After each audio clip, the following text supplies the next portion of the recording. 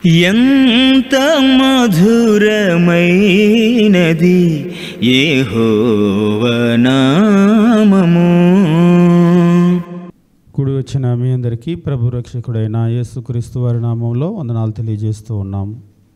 గడిచినటువంటి వారం నుండి మనము మనుష్యులుగా ఈ లోకంలో ఎలా జీవించాలి, ఎలా జీవించేటప్పుడు మనము దీవెనకు దగ్గరగా వెళ్తామో, లేదా ఎలా మనము ముందుకు వెళ్ళినట్లయితే మన జీవితం అనేటువంటిది ఇంకా ఎక్కువ ప్రమాదంలో మనం పడేసుకుంటాము అనేటువంటి విషయాలను మనం గమనిస్తూ ఉన్నాం. ముఖ్యంగా మనిషిగా మనం గమనించినప్పుడు మనిషి ఒక సామాజిక జీవి, అంటే ఇతర మనుషులతో కలిసి మనము బ్రతుకుతూ ఉంటాం. అంతేకాదు మన విషయాలను కూడా ఇతరులతో మనం పంచుకుంటూ ఉంటాం. మంచి చెడు అన్నీ కూడా పంచుకుంటూ ఉంటాం. అనేక సందర్భాలలో మనల్ని గూర్చినటువంటి విషయాలు ఇతరులతో పంచుకోవటం అనేటువంటిది మంచిదని మనం అనుకుంటూ ఉంటాం. కానీ ఎప్పుడైతే మనము రాంగ్ పర్సన్స్తో మన విషయాలను షేర్ చేసుకుంటూ ఉంటామో, అది మంచి కావచ్చు, చెడు కావచ్చు, అలాంటి సందర్భాల్లో మనకు మేలు కంటే కూడా కీడే ఎక్కువ ఎదురవుతుంది అనేటువంటి విషయాన్ని మనం గమనించవలసినటువంటి అవసరం ఉంది. ఎందుకంటే చిన్నపిల్లలప్పటి నుంచి కూడా మనం అనేక విషయాలు ఏం చేస్తూ ఉంటామంటే పక్క వాళ్ళతో పంచుకుంటూ ఉంటాం, చెప్పేస్తూ ఉంటాం. ఇంట్లో ఉన్నటువంటి విషయాలన్నీ కూడా పిల్లలు చెప్పేస్తూ ఉంటారు. ఇక పెద్దవాళ్ళు దానికి తక్కువేం కాదు, అసలు పిల్లల కంటే ఎక్కువ పెద్దవాళ్ళే చెప్పేస్తూ ఉంటారు. ఏదన్నా ఒక వస్తువు కొన్నారనుకోండి, కొత్త టీవీ కొన్నావురా అని చెప్పేసి వచ్చి చూపిస్తారు, కొత్త ఫ్రిడ్జ్ కొన్నావురా అని చూపిస్తూ ఉంటారు. లేకపోతే ఇక చీరో లేకపోతే ఇలాంటివి అయితేనేమో మనమే పట్టుకొని వెళ్ళిపోయి, లేకపోతే వేసుకొని వచ్చి ఇది కొత్తది, ఇది కొత్తది, ఇది కొత్తది, ఎంత అయిందో తెలుసా, వాళ్ళు అడగరు ఎంత అయిందో అని, ఎంత అయిందో తెలుసా అని వీళ్ళే ఒక ప్రశ్న వేసి అప్పుడు ఎంత అయింది అని వాళ్ళు అడిగితే మరలా వాళ్ళేదో అడిగినట్లుగా మనం చెప్తూ ఉంటాం. దీన్ని బట్టి మనం గమనిస్తామో లేదో చాలా సందర్భాలలో మనుషులకు మన మీద అసూయ కలుగుతూ ఉంటుంది. చాలా సందర్భాలలో మనము గడిచినటువంటి వారము గమనించామో, మనము మన విషయాలను ఇతరులకు తెలపటం వల్ల మనకు కలిగేటువంటి నష్టం ఎలా ఉంటుంది అనేటువంటి కొన్ని విషయాలను మనం గమనించడం జరిగింది. ముఖ్యంగా మనుషులు ఏం చేస్తూ ఉంటారంటే మనం నోరు విప్పి చెప్పినప్పటికీ కూడా వాటిని సరిగా అర్థం చేసుకునేటువంటి పరిస్థితి ఉండదు. ఉదాహరణకి హన్నా ప్రార్థన చేయటానికి వెళ్ళింది. సాక్షాత్తు ఇజ్రాయేలీల్లో ప్రధాన యాజకుడైనటువంటి ఒక వ్యక్తి ఏలీ ఆమెను అపార్థం చేసుకున్నటువంటి పరిస్థితిని మనం గమనించి ఆమె ద్రాక్షరసం త్రాగి మత్తురాలే ఉందేమో అని భావించాడు. కాబట్టి నోరు విప్పి చెప్తే కూడా ఎదుటి వాళ్ళు అపార్థం చేసుకునేటువంటి పరిస్థితులు ఉన్నటువంటి లోకం ఇది. అంటే ఒక మనిషిని ఎదుటి వాళ్ళు బాగా అర్థం చేసుకోలేరా అంటే అర్థం చేసుకోలేము. ఇవాళకి కూడా మీరు గమనించండి, ఒకసారి ఒక ఆయన అంటున్నాడు, పెళ్ళై 25 ఏళ్ళు భార్యను అర్థం చేసుకోలేకపోయాడు. లేకపోతే 25 ఏళ్ళు కాదు, మనవాళ్ళు మనవరాళ్ళు పుట్టిన తర్వాత కూడా భార్యాభర్తలు పోట్లాడుకుంటూ ఉంటారు. ఒకరికొకరికి అర్థం కానటువంటి పరిస్థితి ఉంటుంది. కడుపున పుట్టినటువంటి పిల్లల్ని మనమే పెంచుతాం, కానీ వాళ్ళు మనకు అర్థం కారు. మన పిల్లలు మనలకి పుట్టి మన ఇంట్లో పెరుగుతూ చిన్నప్పటి నుంచి మనల్ని చూస్తూ పెరుగుతూ ఉంటారు, కానీ వాళ్ళకి అమ్మేంటో నానేంటో అర్థం కానటువంటి పరిస్థితి. కాబట్టి ఇలాంటి పరిస్థితుల్లో మనం ఎవరో ఒకరికొక విషయం చెప్పి వెంటనే అర్థం కావాలని ఎదురు చూడటమో మరీ ఎక్కువేమో. ఎందుకంటే మనము చాలా ఎక్కువ ఎక్స్పెక్ట్ చేస్తూ ఉన్నాం. మనుషులను అర్థం చేసుకోవటం అనేటువంటిది కష్టమే. ఎందుకంటే ఒక్కొక్క సందర్భంలో మనము అర్థం చేసుకోవటం కంటే కూడా అపార్థం చేసుకునేటువంటి పరిస్థితులు ఉన్నాయి. మనము ఏలీ విషయంలో కూడా ఏలీ ఇంకా మంచివాడు కాబట్టి, అయ్యా అట్లా కాదు, నేను ద్రాక్షరసం అయినా సరే లేకపోతే నువ్వు అనుకున్నట్లుగా మొత్తం అయినా సరే నేను తీసుకోలేదు, నాకున్నటువంటి దుఃఖాన్ని నేను యెహోవా సన్నిధిలో కుమ్మరిస్తున్నాను, నేను మనోదుఖం గల్లాన్నై ఉన్నాను అని చెప్పేసి అంటే ఆయన దాన్ని అర్థం చేసుకున్నాడు. అదే ఒకవేళ కొందరు అనుకోండి, ఇలాంటి వాళ్ళని చాలామందిని చూసే పోవమ్మా అనే పరిస్థితి కూడా ఉంటుందేమో. కాబట్టి మనం మన విషయాలు ఎదుటి వాళ్ళకి చెప్పినప్పుడు వాళ్ళు దాన్ని సరిగా అర్థం చేసుకుంటారు అనేటువంటి దాన్ని మనం ఊహించలేం. వాళ్ళు అర్థం చేసుకోవటం కంటే కూడా అపార్థం చేసుకునేటువంటి అవకాశాలు మెండుగా ఉన్నాయి. ప్రస్తుతం మన చుట్టూ లోకంలో కనుక చూసినట్లయితే అపార్థం చేసుకోవటం వల్లే ఎన్నో అనర్థాలు, నష్టాలు మనం చూస్తూ ఉంటాం. రెండవది ఏమిటి అంటే మనం కొన్ని విషయాలను ఎదుటి వాళ్ళకి చెప్పినప్పుడు అది మనకు చాలా ప్రమాదాన్ని తీసుకుని వస్తూ ఉంటుంది. ఉదాహరణ సంసోను విషయంలో మనం గమనించాం. అక్కడ దెలీలాకు తను చెప్పకూడనటువంటి తను గూర్చినటువంటి రహస్యాన్ని చెప్పాడు. ఆ రహస్యం చివరికి ఎక్కడికి వెళ్ళకూడదో అక్కడికి వెళ్ళింది. అది తన ప్రాణానికి సంబంధించినటువంటి రహస్యము. అయినప్పటికీ కూడా తన నోరు దాటిన తర్వాత, తన పెదాలు దాటిన తర్వాత ఇక ఆ మాట వెళ్ళిపోయింది. కాబట్టి మన పెదాలు దాటిన తర్వాత మాట అనేటువంటిది ఉండదు. ఎవరికి చెప్పొద్దు అని మనం చెప్తాం. వాళ్ళు కూడా వెళ్ళి ఎదుటి వాళ్ళకి చెప్పేటప్పుడు ఎవరికి చెప్పకండి, ఎవరికి చెప్పొద్దని నాకు చెప్పాడు అని మళ్ళీ చెప్తారు. అలాగా ఎవరికి చెప్పొద్దు అనుకుంటూ ఊరంతా కూడా చెప్పేస్తూ ఉంటారు. కాబట్టి మాట మన పెదాలు దాటిన తర్వాత ఇక అది అక్కడితో ఆగుతుంది అని మనము ఎప్పుడు కూడా ఊహించుకోవటానికి లేదు. ఎందుకంటే మాట మన పెదాలు దాటిన తర్వాత అది ఎక్కడికైనా వెళ్ళిపోవచ్చు, చాలా దూరం వెళ్ళిపోతూ ఉంటుంది. అందులో ఉన్నటువంటి చాలా ప్రమాదం ఏంటంటే ఎవరి దగ్గరకు వెళ్ళకూడదో, ఎక్కడికి చేరకూడదో అక్కడికి చేరుతుంది. మనం సంసోన్ని చూసాం. సంసోను ఒక గురుడివాడిగా తన జీవితాన్ని తానే చనిపోవాలని చెప్పేసి మరణాన్ని కోరుకొని తను ఆత్మహత్య చేసుకున్నటువంటి పరిస్థితి. దీని అంతటికీ కారణం ఎవరు అంటే ఆయన నోరు, ఆయన నోట్లో ఉన్నటువంటి మాట ఆగకపోవటమే. అప్పుడప్పుడు అంటూ ఉంటారు కదా నోరు అని చెప్పేసి. ఆ నోట్లో మాట గనక ఆయన బయటికి రాకుండా ఆయన తను గూర్చినటువంటి రహస్యం అలాగనే రహస్యంగా ఉంచినట్లయితే ఆయన ఒక గురుడివాడిగా ఆత్మహత్య చేసుకునేటువంటి పరిస్థితి ఉండేటువంటిది కాదు. మరి దానికి కలిగినటువంటి కారణం ఏమిటి అంటే తన నోరే తను చెప్పకూడనటువంటి ఆ రహస్యాన్ని చెప్పేశాడు. ఈరోజు మనం కూడా చెప్పేటప్పుడు అది మనము అటువైపు వ్యక్తులు ఎవరికి చెప్తున్నాం, చెప్పిన తర్వాత దాని యొక్క కాన్సిక్వెన్సెస్, దాని యొక్క ప్రతిఫలం ఎట్లా ఉంటుంది, దీన్ని మనం బేరీజు వేసుకోవాల్సినటువంటి అవసరం ఉంది. ఈరోజు చిన్నపిల్లలు ముఖ్యంగా మనకు కనుక చూసినట్లయితే ఇళ్లలో వాళ్ళకి ఏ విషయాలు ఎక్కడ చెప్పాలనేటువంటిది తెలియదు. అందుకనే వాళ్ళని మనం పిల్లలను అంటూ ఉంటాం, పిల్లలు కదండి వాళ్ళకి తెలియదని. పెద్దవాళ్ళైన తర్వాత కూడా తెలియకపోతే ఇక మనల్ని ఏమనాలి? ఒకసారి పిల్లలు కాదు పెద్దవాళ్ళు కూడా ఏ విషయం ఎక్కడ మాట్లాడాలో వాళ్ళకి తెలియక ఏ విషయం ఎవరి దగ్గర చెప్పకూడదో వాళ్ళ దగ్గర చెప్తూ ఉంటారు. అలాంటి సందర్భంలో చాలా నష్టాన్ని మనం చూస్తూ ఉంటాం. కాబట్టి మనం గమనించవలసినటువంటి విషయం ఏమిటి అంటే మనము ముఖ్యంగా మనకు సంబంధించిన విషయాలు, వ్యక్తిగత విషయాలు కావచ్చు, కుటుంబ విషయాలు కావచ్చు, మీ ఉద్యోగం దగ్గర విషయాలు కావచ్చు, ఏవైనా సరే వాటిని మనము పంచుకోవటం వల్ల చాలా నష్టం ఉంటుంది. అట్లని ఎవరితో పంచుకోకూడదా అని అంటారు. లేదు, ఖచ్చితంగా మనం పంచుకోవాలి కూడా, కానీ దానికి తగినటువంటి వ్యక్తులతో. ఆ తర్వాత మనం గమనిస్తాం ఎవరు తగినటువంటి వ్యక్తులు అని. మొట్టమొదట మాత్రము మనం తగనటువంటి వ్యక్తులతో, అనర్హులైనటువంటి వ్యక్తులతో, ముఖ్యంగా భౌతిక సంబంధులు ఎవరైతే ఉన్నారో ఆత్మ సంబంధాలు కానటువంటి వాళ్ళతో మనం ఎప్పుడు కూడా వాటిని మనం పంచుకోకూడదు. అలా గనక పంచుకున్నట్లయితే మనకు ఎక్కువ నష్టమే వస్తుంది, చాలా తీవ్రమైనటువంటి నష్టము. ఒక్కొక్క సందర్భాల్లో అది మనకు ఎలాంటి నష్టం అంటే మనకి ఉదాహరణ చెప్తే మీకు బాగా అర్థమవుతుందేమో. యోసేపు అనేటువంటి ఒక వ్యక్తిని గురించి బైబిల్ చదివేటువంటి ప్రతి ఒక్కరికి కూడా తెలుసు. యోసేపు తెలియనటువంటి వాళ్ళు దాదాపు ఎవరు కూడా ఉండరు. యోసేపును ఒకానొక సందర్భంలో తన యొక్క అన్నలే అమ్మేశారు. వాస్తవంగా ఏంటంటే చంపాలని చూశారు కానీ ఈలోపు వాళ్ళలో ఉన్నటువంటి ఒక పెద్దవాడు అడ్డుపడి, ఒరే వాడిని చంపితే మనకేమొస్తుంది, ఏమైనా మన తోడబుట్టినోడు కదా, పోనీ అంతగా అనుకుంటే వాడిని ఎవరికన్నా అమ్మేద్దాంలే, ఎటో వెళ్ళిపోయి పాపం వాడి బతుకుతాడు అని చెప్పేసి ప్రాణము చంపకుండా ప్రాణాన్ని మాత్రం తప్పించాడు. కానీ వాస్తవంగా వాళ్ళు చేసినటువంటి కుట్ర ఏమిటి అంటే అతన్ని చంపేయాలని చెప్పేసి కుట్ర చేశారు. అయితే ప్రశ్న ఏమిటి అంటే తన అన్నలు యోసేపును చంపాలి అని చెప్పేసి ఎందుకు అనుకున్నారు? తోడబుట్టినటువంటి వాడు కదా, తోడబుట్టినటువంటి వాడిని చంపాలి అని చెప్పేసి వాళ్ళు ఎందుకు ఆలోచన చేశారు? దానికి కలిగినటువంటి కారణాన్ని మీరు సూక్ష్మంగా గనక ఆలోచన చేసినట్లయితే దానికి కలిగినటువంటి ప్రధానమైనటువంటి కారణం ఇందాక సంసోన్ లాగా యోసేపు యొక్క నోరు. ఆయనకి ఏదో కళ వచ్చింది అనుకోండి, ఆ కళ ఆయన కడుపులో పెట్టుకోవచ్చుగా, ఊరుకోవచ్చుగా, నెరవేరే టైంలో నెరవేరుతుంది కదా. కానీ యోసేపు అలా ఊరుకోలేదు. ఆయన ఏం చేశాడంటే ఆదికాండము 37వ అధ్యాయము మనం గమనించినప్పుడు దేవుని వాక్యం ఈ రీతిగా తెలియజేస్తూ ఉంటాడు. ఆదికాండము 37వ అధ్యాయము 5వ వచనం నుండి మనం గమనించినప్పుడు యోసేపు ఒక కలకని తన సహోదరులతో అది తెలియజెప్పగా, యోసేపు ఒక కలకని తన సహోదరులతో అది తెలియజెప్పగా వారు అతని మీద పగబెట్టిరి. తన తమ్ముడి మీద పగబట్టడానికి కలిగినటువంటి ప్రధానమైన కారణం ఏంటంటే ఆయన ఒక కళ కన్నాడు. ఆ కళ వాళ్ళతో చెప్పాడు. వాళ్ళతో చెప్పేసరికి ప్రేమించలేదు. మునుపున్నటువంటి ప్రేమ కూడా ఏమైపోయిందంటే దూరం అయిపోయింది. వాళ్ళు ఆయన మీద పగబట్టారు.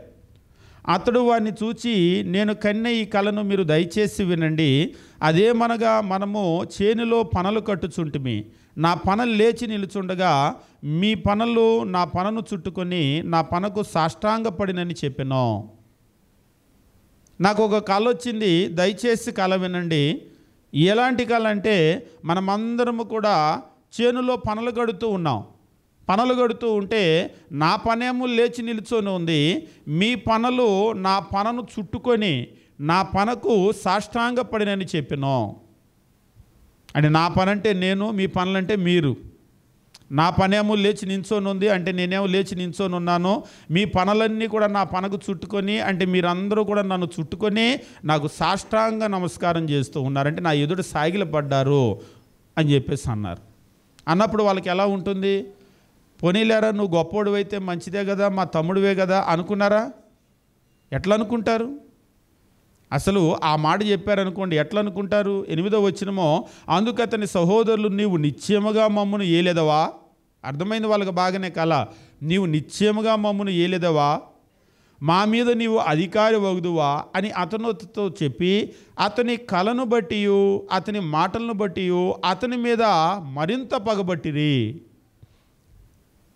ఎప్పుడైతే ఈ కళను వాళ్ళకి చెప్పాడో, ఈ కళను బట్టి ఇక్కడ చెప్తూ ఉన్నాడు, అతని మాటలను బట్టి, అతని కళను బట్టి, అతని మాటలను బట్టి అతని మీద మరింతగా పగబట్టిరి. ఒక రకంగా చెప్పాలంటే యోసేపు తన మీద ఉన్నటువంటి ద్వేషాన్ని పెరిగేటట్లుగా చేసుకున్నాడు.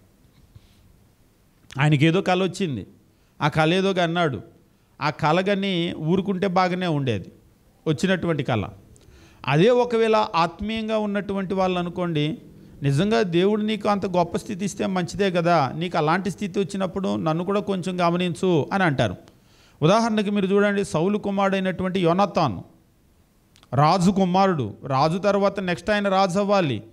కానీ దావీదును దేవుడు ఎంపిక చేసుకున్నాడు అనేటువంటి విషయం అర్థం చేసుకుని సౌలేమో దావీదును చంపాలనుకుంటే యోనాతాను అలా కాదు, దేవుడు ఎంపిక చేసుకున్నాడంటే ఖచ్చితంగా ఆయనే వెళ్ళాలి. కాబట్టి కొంచెం నువ్వు రాజు అయిన తర్వాత నా సంతానాన్ని కనిపెట్టు అని చెప్పేసి అడిగాడు.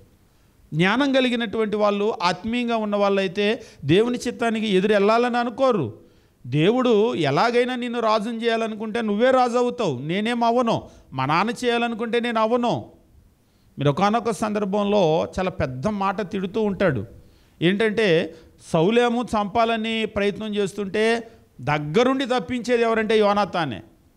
ఒకానొక సందర్భంలో సౌలు కడుపు మండిపోయింది. ఎంత కడుపు మండిపోయిందంటే, అసలు ఇదంతా నేను ఎవరి కోసంరా చేస్తున్నాను, నా కోసమా చేస్తున్నాను, నేను చచ్చిన తర్వాత నువ్వు కదా సింహాసనం ఎక్కాలని నేను ఆడిని చంపాలనుకుంటుంటే నువ్వు దగ్గరుండి తప్పిస్తావేంటి, నేను ఎవడి కొరకు కష్టం పడుతున్నాను అని ఒక పెద్ద మాట తిట్టేస్తాడు అక్కడ. అంటే సౌలు ఒకవేళ తన కుమారుని కొరకే ఆలోచన చేయొచ్చు, కానీ ఆయన ఒక భౌతిక సంబంధిగా ఒక లోకస్తుడు ఎట్లా ఆలోచన చేస్తాడు అట్లా ఆలోచన చేస్తున్నాడు. దేవుడు సౌలు తర్వాత దావీదును రాజుగా పెట్టాలి అనుకుంటే దాన్ని ఎవడు తప్పించగలడు? నువ్వు తప్పించగలుగుతావా? దాన్ని ఎట్టి పరిస్థితుల్లో నువ్వు తప్పించలేవు కదా. దాన్ని యోనాతాను అర్థం చేసుకోగలిగాడు. యోనాతాను అర్థం చేసుకొని, నేను నీకు ఇంత మేలు చేస్తున్నాను కదా, కాబట్టి నువ్వు కూడా నేను నీకు మేలు చేసినట్లే నాకు కూడా మేలు చేయి అని చెప్పేసి అడిగాడు. దాన్ని అర్థం చేసుకోగలిగాడు. ఇక్కడ కూడా ఈ అన్నలు అలాగనే ఆత్మ సంబంధులైనటువంటి వ్యక్తులైతే, మన తమ్ముడు గొప్పోడైతే మంచిదే కదా, మన తమ్ముడు అధికారి అయితే మంచిదే కదా, అరే నువ్వు అధికారి అయినప్పుడు కొంచెం మమ్మల్ని బాగా చూసుకో, మమ్మల్ని కనిపెట్టు, పోనీ మేం కాకపోయినా మా తర్వాత మా పిల్లలు మా సంతానం ఉంటారు కదా, వాళ్ళని కనిపెట్టు అని అడుగుండేటువంటి వాళ్ళు. కానీ వాళ్ళు ఆత్మ సంబంధులు కాదు. అలాగా దేవుని జ్ఞానము, దైవికమైనటువంటి జ్ఞానం కలిగినటువంటి వాళ్ళు కాదు. కాబట్టి వాళ్ళు ఏం చేశారంటే, ఆ కళను బట్టి, ఆయన మాటలను బట్టి, ఆయన మాటలు నిజంగా ఆ కళ నిజమే, ఆ మాటలు కూడా నిజమే, కానీ దాన్ని బట్టి మరింతగా పగబట్టిగా తర్వాత అధ్యాయం మీకు తెలుసు. ఒకనొక సందర్భంలో, అయ్యా అన్నలు ఎక్కడ ఉన్నారో ఒకసారి వెళ్ళి నువ్వు చూసిరా అని చెప్పేసి తండ్రి పంపించాడు. 37వ అధ్యాయం 12వ వచనం, అతని సహోదరులు షెకెములో తమ తండ్రి మందను మేపటానికి వెళ్ళారు. అప్పుడు ఇజ్రాయేలు యోసేపును చూచి, నీ సహోదరులు షెకెములో మందను మేపుచున్నారు, నిన్ను వారి యొద్దకు పంపేదను రమ్మన్నప్పుడు అతడు మంచిదని అతనితో చెప్పాను. అప్పుడు అతడు, నువ్వు వెళ్ళి నీ సహోదరుల క్షేమమును మందక్షేమమును తెలుసుకొని నాకు వర్తమానము తెమ్మని అతనితో చెప్పి హెబ్రోను లోయలో నుండి అతన్ని పంపించాడు. అయ్యా, నీ అన్నలు మందలను మేపటానికి ఆ రోజుల్లో ఏంటంటే అలా మేపుకుంటూ వెళ్ళిపోతూ ఉండేవాళ్ళు. వెళ్ళిపోయి ఫోన్ చేసి, నాన్న మేము ఇక్కడ ఉన్నాము, ఆ బాగానే ఉన్నామని చెప్పడానికి లేదు. క్షమ సమాచారము అంటే మరలా ఒక మనిషి ఎవరన్నా వెళ్ళి అక్కడ వాళ్ళు ఆ బాగానే ఉన్నారని చూసి వచ్చి చెప్పాల్సిందే. అంతే తప్ప ఆ రోజుల్లో ఉత్తరాలు కూడా లేవు. ఎన్వలప్ కవర్లో, లేకపోతే మనకు మునుపటి రోజుల్లో కనుక వెళ్ళినట్లయితే పోస్ట్ కార్డులో ఎన్వలప్ కవర్స్ అవన్నీ ఉన్నాయి. కానీ ఇంకా మీరు వెనకటి రోజుల్లోకి వెళ్ళిపోయినట్లయితే అవేమి కూడా లేవు. ఒక మనిషిని పంపిస్తే వెళ్ళి చూసి ఆ బాగానే ఉన్నారని వచ్చి క్షేమ సమాచారం చెప్పవలసిందే. కాబట్టి అన్నలు మందలు వెళ్ళిపోయిన తర్వాత, అయ్యా నువ్వు వెళ్ళి చూసొద్దు కానీ రా అని చెప్పేసి ఆ తండ్రి యోసేపును పంపించాడు. యోసేపు కూడా ఆయనకి అన్నలు కదా, అన్నల దగ్గరకు వెళ్ళాలి అంటే ఆయన దానికి భయపడాల్సినటువంటి అవసరం ఏమి లేదు. ఎందుకంటే ఈ కళను బట్టి వాళ్ళ మనసులో చాలా పగను పెంచుకున్నారు అని యోసేపుకు 1% కూడా తెలియదు. ఎందుకు ఈ విషయం చెప్తున్నానంటే, మనము మన చుట్టాలే కదా, మన బంధువులే కదా, మన అన్నే కదా, మన తమ్ముడే కదా అని అనుకుంటూ ఉంటాం. వాళ్ళ ముఖాలు చూసినప్పుడు మనకి వాళ్ళ లోపల మన మీద విరోధభావం చాలా ఉంది. అసలు ఎప్పుడు సమయం దొరికిద్దని నన్ను చంపుదాం, చావగొడదామని చూస్తున్నారు అని మనకేం అర్థం కాదు. ఆ మొహం చూస్తే చక్కగా నవ్వుతూనే ఉంటారు, బాగానే ఉంటారు, ఎప్పుడులాగా పలకరిస్తూనే ఉంటారు. ఈ అన్నల పరిస్థితి కూడా అలాగనే ఉంది. కానీ లోపల వాళ్ళకి ఎంత ద్వేషం ఉంది, ఎంత ద్వేషం ఉందంటే వాడిని చావుగొట్టే అంత ద్వేషం ఉంది. ఆయన లేచి బయలుదేరి అక్కడి నుంచి వెళ్ళాడు. బయలుదేరి అక్కడి నుంచి వెళ్ళి 37వ అధ్యాయము మనము గమనించినప్పుడు 17వ వచనము, అందుకు ఆ మనుషుడు ఇక్కడి నుంచి వారు సాగి వెళ్ళిపోయారు, వారు దోతాను వెళ్దాము రమ్మని చెప్పుకుంటుంటే విన్నాము.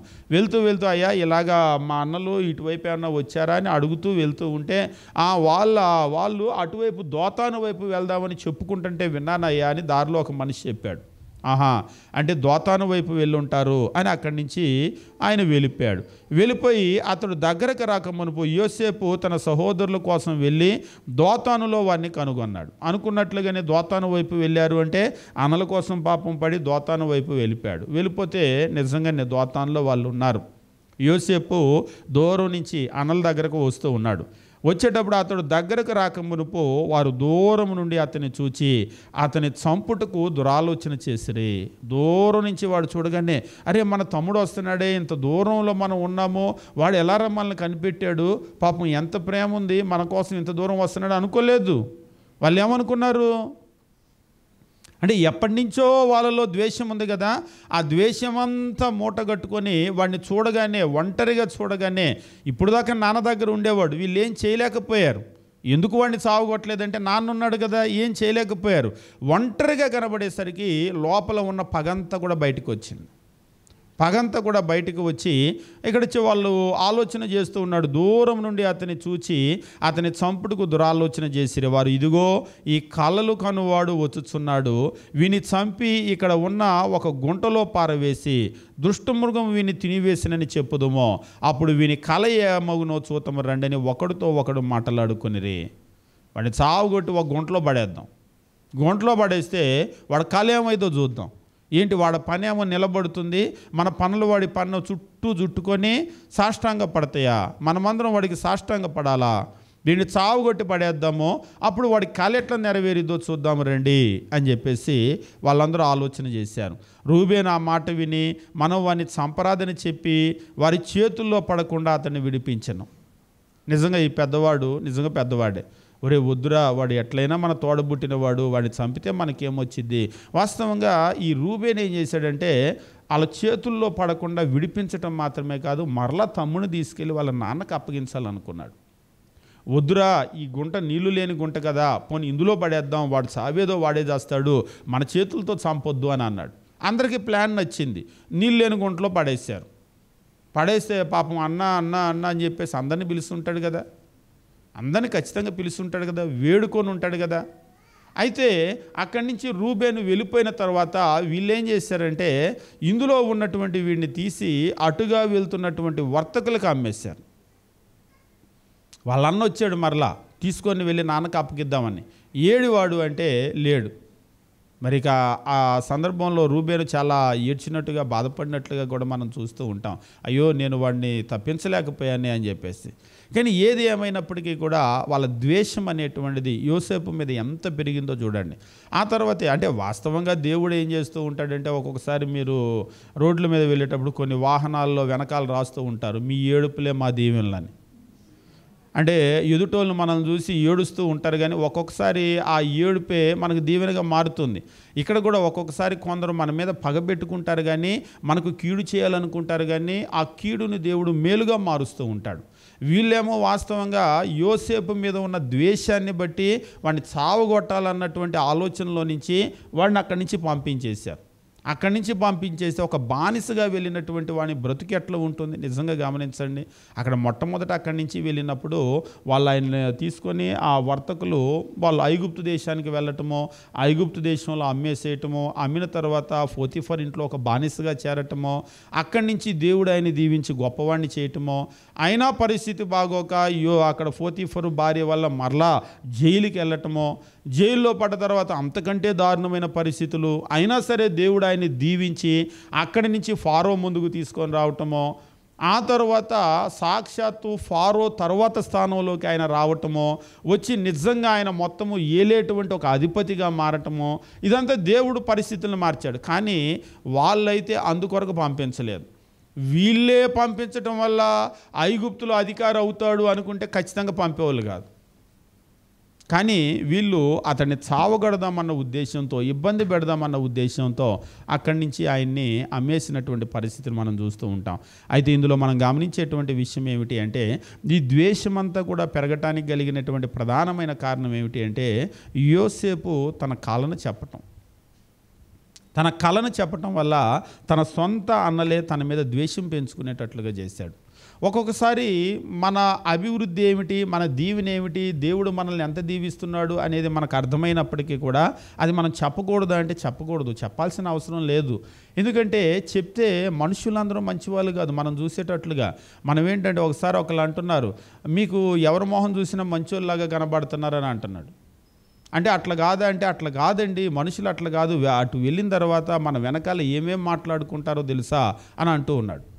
మనం వాళ్ళకి మేలు చేస్తే కూడా తిరిగి కీడే చేస్తారు. ఇప్పుడు మీరు పాముకు పాలే పోసారనుకోండి, పాలు తాగాం కదా అని చెప్పేసి పాము మనకి మేలు చేస్తుందా? తిరిగి మేలు చేయదు. ఎందుకంటే అది ఒక విషపు జంతువు కాబట్టి మీరు దానికి మేలు చేసినా తిరిగి అది ఏం చేస్తుందంటే అది కీడే చేస్తుంది. దానికి కీడు చేయటమే తెలుసు.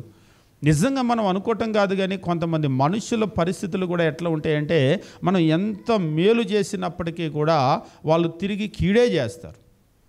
ఎంత మేలు చేసినా కానీ తిరిగి కీడే చేస్తూ ఉంటారు. దానికి కలిగినటువంటి ప్రధానమైనటువంటి కారణం ఏమిటంటే వాళ్ళ స్వభావం అలాంటిది. అయితే మనమేమనుకుంటామంటే, మన చుట్టూ ఉన్నారు కదా, మనతో ఉన్నారు కదా, మన వాళ్ళే కదా, మంచి వాళ్ళే కదా అని మనకు సంబంధించినటువంటి విషయాలన్నీ వాళ్ళకి చెప్పామనుకోండి, దాన్ని బట్టి వాళ్ళు మన మీద చాలా ద్వేషాన్ని పెంచుకునేటువంటి పరిస్థితి కనబడుతూ ఉంటుంది. ఎందుకంటే అభివృద్ధిని చూసి అందరూ ఓరవలేరు. మీకు తెలుసా, ఇల్లు కట్టేటప్పుడు లేకపోతే ఇంటి ముందు దిష్టి బొమ్మ పెడతారు. ఎప్పుడు చూడలేదా? ఎందుకు పెడతారు దిష్టి బొమ్మ? అందంగా ఉంటుందనా? దిష్టి బొమ్మ ఎందుకు పెడతారు? మనుషుల ప్రయత్నాలు, రకరకాల ప్రయత్నాలు. దిష్టి బొమ్మలు పెడతారు, వాళ్ళు నిమ్మకాయలు కడతారు, మిరపకాయలు కడతారు, గుమ్మడికాయలు కడతారు. ఎందుకు ఈ తంటాలన్నీ అంటే ఒకసారి ఒకరు చెప్తున్నారు, మనుషులు కళ్ళు మంచివి కాదు సార్ అని. మనుషుల కళ్ళు నిజంగానే మనం బైబిల్ చదివేటప్పుడు కూడా కొంతమంది కళ్ళు అంటే వాళ్ళ ఆలోచన అనేటువంటిది మంచిగా ఉండదు. ఇప్పుడు మనం యోసేపు యొక్క అన్నల్నే చూస్తున్నాం, ఆలోచన అస్సలు మంచిగా లేదు. సొంత తమ్ముడు, తోడబుట్టినటువంటి తమ్ముని యొడల కూడా వాళ్ళ ఆలోచన మంచిగా లేదు. అసలు అతన్ని చంపాలని కుట్ర చేశారు. ఏదో యాక్సిడెంటల్గా తప్పిపోయి దేవుని చిత్తం ఉంది కాబట్టి రూబేను రూపంలో వచ్చి అడ్డుపడి దాన్ని తప్పించాడు, కానీ అస్సలు వాళ్ళ ఆలోచన అయితే వీడిని సావగొట్టాలని. కానీ అక్కడి నుంచి తప్పించాడు. కాబట్టి మనం అనుకునేటట్లుగా మనుషులందరూ కూడా వాళ్ళ ముఖం చూసేటట్లుగా అందంగా కనబడితే కనబడతారేమో కానీ ఫెయిర్ అండ్ లవ్లీలు అవి ఇవి పౌడర్లో రాసుకొని ఆ వెనకాల కనబడే అంత అందమైనటువంటి ఆలోచనలో రూపమేమీ ఉండదు. చాలా భయంకరమైనటువంటి రూపాలు ఉంటాయి. మనల్ని చూస్తూనే వీళ్ళు ఎప్పుడు నాశనం అయిపోతారో అని కోరుకునేటువంటి వాళ్ళు ఉంటారు. మన చేతి ముద్ద తింటూనే వీళ్ళు ఎప్పుడు నాశనం అయిపోతారో, అవును నిజంగా నేను నాశనం అయిపోతే నాతో నువ్వు సహాయం పొందలేవు కంటే నేను సహాయం పొందకపోయినా పర్లేదు, ఇంకెక్కడైనా ముష్టెత్తుకుంటా కానీ వీళ్ళ పరిస్థితి మాత్రం బాగోకూడదు, వీళ్ళ పిల్లలు అడుక్కు తినాలి అనుకునేటువంటి వాళ్ళు కూడా ఉంటారు నిజంగా. ఎందుకంటే మనుషుల పరిస్థితులు అట్లనే ఉన్నాయి. లోకంలో కనుక మీరు చూసినట్లయితే మనం అనుకునేటట్లుగా మనుషులందరూ మంచివాళ్ళు కాదు, మనుషులందరికీ మంచి స్వభావం అనేటువంటిది లేదు. ఈవేళ రేపు కనుక చూసినట్లయితే ఎదుటి వాళ్ళకు కీడు చేయాలని పరుగులెత్తేటువంటి పాదాలు. సామెతల గ్రంథంలో చెప్పినట్లుగా ఎదుటి వాళ్ళకంటే సొంత వాళ్ళకే కీడు చేయాలని, ఇంకా చెప్పాలంటే మేలు చేసినటువంటి వాళ్ళకు కీడు చేయాలని పరుగులు పెట్టేటువంటి పాదాలు ఈరోజు మనం చూస్తూ ఉన్నాం. అలాంటి సమాజంలో మనం ఉన్నాం. కాబట్టి మన అభివృద్ధినో మనకు సంబంధించినటువంటి విషయాలనో ఎదుటి వాళ్ళకి చెప్పటం వల్ల మనకు విరోధంగా వాళ్ళు కీడు చేసేటట్లుగా వాళ్ళని మనం ప్రేరేపించినటువంటి వాళ్ళం అవుతాం. కాబట్టి మనం ఇదంతా కూడా చెప్పాల్సిన అవసరం లేదని చెప్పకూడదు. ఒకసారి ఒక సహోదరుడు వాళ్ళ అబ్బాయికి వేరే దేశం చదువుకోవటానికి వెళ్ళటానికి ప్రయత్నాలు చేస్తూ ఉన్నాడు. ప్రయత్నం అయిపోయిన తర్వాత ఇక దేశం దాటాల్సినటువంటి పరిస్థితి కూడా. దేశం దాటాల్సినటువంటి పరిస్థితి వచ్చినప్పుడు నాకు ఫోన్ చేశారు, ఇలా అబ్బాయి వెళ్తున్నాడండి, ప్రార్థన చేశారు, ఇలాగ పలానా తేదీ వెళ్ళిపోతున్నాడని. మరి చెప్పారా మీ వాళ్ళందరికీ అంటే ఎవ్వరికి చెప్పలేదు అన్నాడు. అదేంటి అంటే మీకు తెలుసుగా వాళ్ళ మనస్తత్వాలు ఎట్లాంటివి, ఏడిస్తారు, వెళ్ళిన తర్వాత చెప్తాలే అన్నాడు. నిజంగా చెప్పలేదు ఆయన. ఆ తర్వాత వెళ్ళిన తర్వాత అబ్బాయి వెళ్ళిపోయాడు. ఎందుకంటే పొరపాటున ఒకవేళ ఎక్కడైనా క్యాన్సిల్ అయిందనుకోండి, ఇబ్బంది పడ్డారనుకోండి, చూసి వాళ్ళు చాలా సంబరపడతారు. ఏదో వెళ్ళిపోదాం అనుకున్నాడు, దేశం వదిలి ఎక్కడికి వెళ్తాడు, మరీ ఆకాశానికి నిచ్చినేస్తున్నారు అని వాళ్ళని ద్వేషించేటువంటి పరిస్థితి, కించపరిచే పరిస్థితి ఉంటుంది. అందుకనే వదిలేండి, అవ్వనివ్వండి, అవిన తర్వాత చెప్దాము, ఆ దేశం దాటి వెళ్ళిపోయిన తర్వాత చదువుకోవటానికి వెళ్ళాడు అని అన్నారు. ఉద్యోగం వచ్చిన తర్వాత చెప్పలేదు, ఎవరికి చెప్పలేదు. ఫోన్ చేసి నాకు చెప్తూ ఉండేవాళ్ళు, అప్పుడప్పుడు చెప్పేటప్పుడు మరి చెప్పారా అంటే ఇప్పుడు చెప్పనులే, తర్వాత చెప్తానులే. ఇంకా అందులో ఒక విషయం ఏంటంటే తోడబుట్టినటువంటి వాళ్ళకు కూడా చెప్పలేదు. ఆయన అంటూ ఉన్నాడు, ముందు వాళ్ళకే చెప్పకూడదు, ఎక్కువ ఏడ్చి వచ్చేది వాళ్ళే అంటున్నాడు. అసలు నన్ను గురించి ఎక్కువ ఏడ్చేది ఎవరన్నా ఉన్నారంటే వాళ్ళే. అందరితో పాటేగా పుట్టాడు, వాడు ఒక్కడే పైకి వెళ్ళిపోతున్నాడు ఏంటని ఒక్కటే ఏడుపు. ఇప్పుడు నా కష్టంతో నేను బతుకుతున్నాను, అందరికీ దేవుడు ఎట్లా ఇచ్చాడో కాళ్ళు చేతులు నాకు ఇచ్చాడు, నా కష్టంతో నేను బతుకుతున్నాను, రూపాయి దాచుకుంటున్నాను, పిల్లల్ని చదివించుకుంటున్నాను, ఒక్కటే ఏడుపు. మన పిల్లలకి చదువు అవ్వలేదు, వాళ్ళు గాలోళ్ళు అయ్యారని. వాళ్ళు గాలోళ్ళు అయితే నేనేం చేస్తానండి? వాళ్ళ పిల్లల్ని వాళ్ళు బాగా పెంచుకోవాలి. వాళ్ళ పిల్లల్ని వాళ్ళు బాగా పెంచుకోకుండా మా పిల్లలు బాగా చదువుతున్నారని వాళ్ళ మీద బడి ఏడిస్తే, ఇక ఇప్పుడు దేశం కూడా దాటి వెళ్తున్నారు కనుక తెలిసిందనుకోండి, ఆ ఏడుపు మామూలు ఏడుపు కాదు. అందుకనే జనాలు నిమ్మకాయలు, మిరపకాయలు, గుమ్మడికాయలు పాపం వాళ్ళు ఏదేదో తిప్పలు పడుతూ ఉంటారు, ఆ జనాల దిష్టి ఏమైనా మన మీద పడకుండా ఉంటుందని. కాకపోతే ఏంటంటే ఆ నిమ్మకాయలు, మిరపకాయలు, గుమ్మడికాయలు ఏం చేయలేవు. ఏదన్నా చేస్తే దేవుడు చేయాలి, లేదంటే దేవుడు చెప్పినటువంటి విధానంలో వెళ్ళటం వల్ల వాళ్ళ అసూయను మనం తప్పించుకోగలగాలి. ఒక రకంగా మంచిదే, ఎందుకంటే వాళ్ళకి నీ మీద అంత అసూయ ఉన్నప్పుడు, మేలు జరిగితే కూడా ఓర్వలేని పరిస్థితి ఉన్నప్పుడు చెప్పకుండా ఉండటం చాలా మంచిది. ఎందుకంటే యోసేపు పరిస్థితిని మనం చూస్తూ ఉన్నాం. యోసేపును దేవుడు దీవిస్తాడనేటువంటి విషయాన్ని ముందుగానే ఒక కల రూపంలో దేవుడు చెప్పాడు. ఆయన పలేము నిలబడి ఉండటము, ఆ తర్వాత చుట్టూ అన్నదమ్ముల పనులన్నీ కూడా సాష్టాంగ పట్టమంటే అన్నదమ్ములు లిటరల్గా వచ్చి ఆయన ముందు సాష్టాంగ పట్టాన్ని దేవుడు తెలియజేశాడు. అంతేకాదు, మీరు కనుక గమనించినట్లయితే ఒక కళ అక్కడ చెప్పినప్పుడు అతడు ఇంకొక కళను అన్నాడు. ఆ కళ ఏమిటంటే అందులో సూర్యచంద్ర నక్షత్రాలు ఉంటాయి కదా, 11 నక్షత్రాలు, సూర్యుడు, చంద్రుడు మొత్తం కూడా ఆయనకు సాష్టాంగ పడినట్లుగా తెలియజేస్తూ ఉంటాడు. అంటే 11 నక్షత్రాలు అంటే 11 మంది సహోదరులు, సూర్యచంద్రులు అంటే తల్లిదండ్రులు. అది చెప్పినప్పుడు యోసేపు కూడా కోప్పడ్డాడు. ఎరా నువ్వెంత, నీ వయసు ఎంత, ఏంటి మేము తల్లిదండ్రులము అన్నటువంటి విధానంలో. అంటే తల్లిదండ్రులు మేము కూడా నీకు సాష్టాంగ పడతామని. కానీ అది నిజం.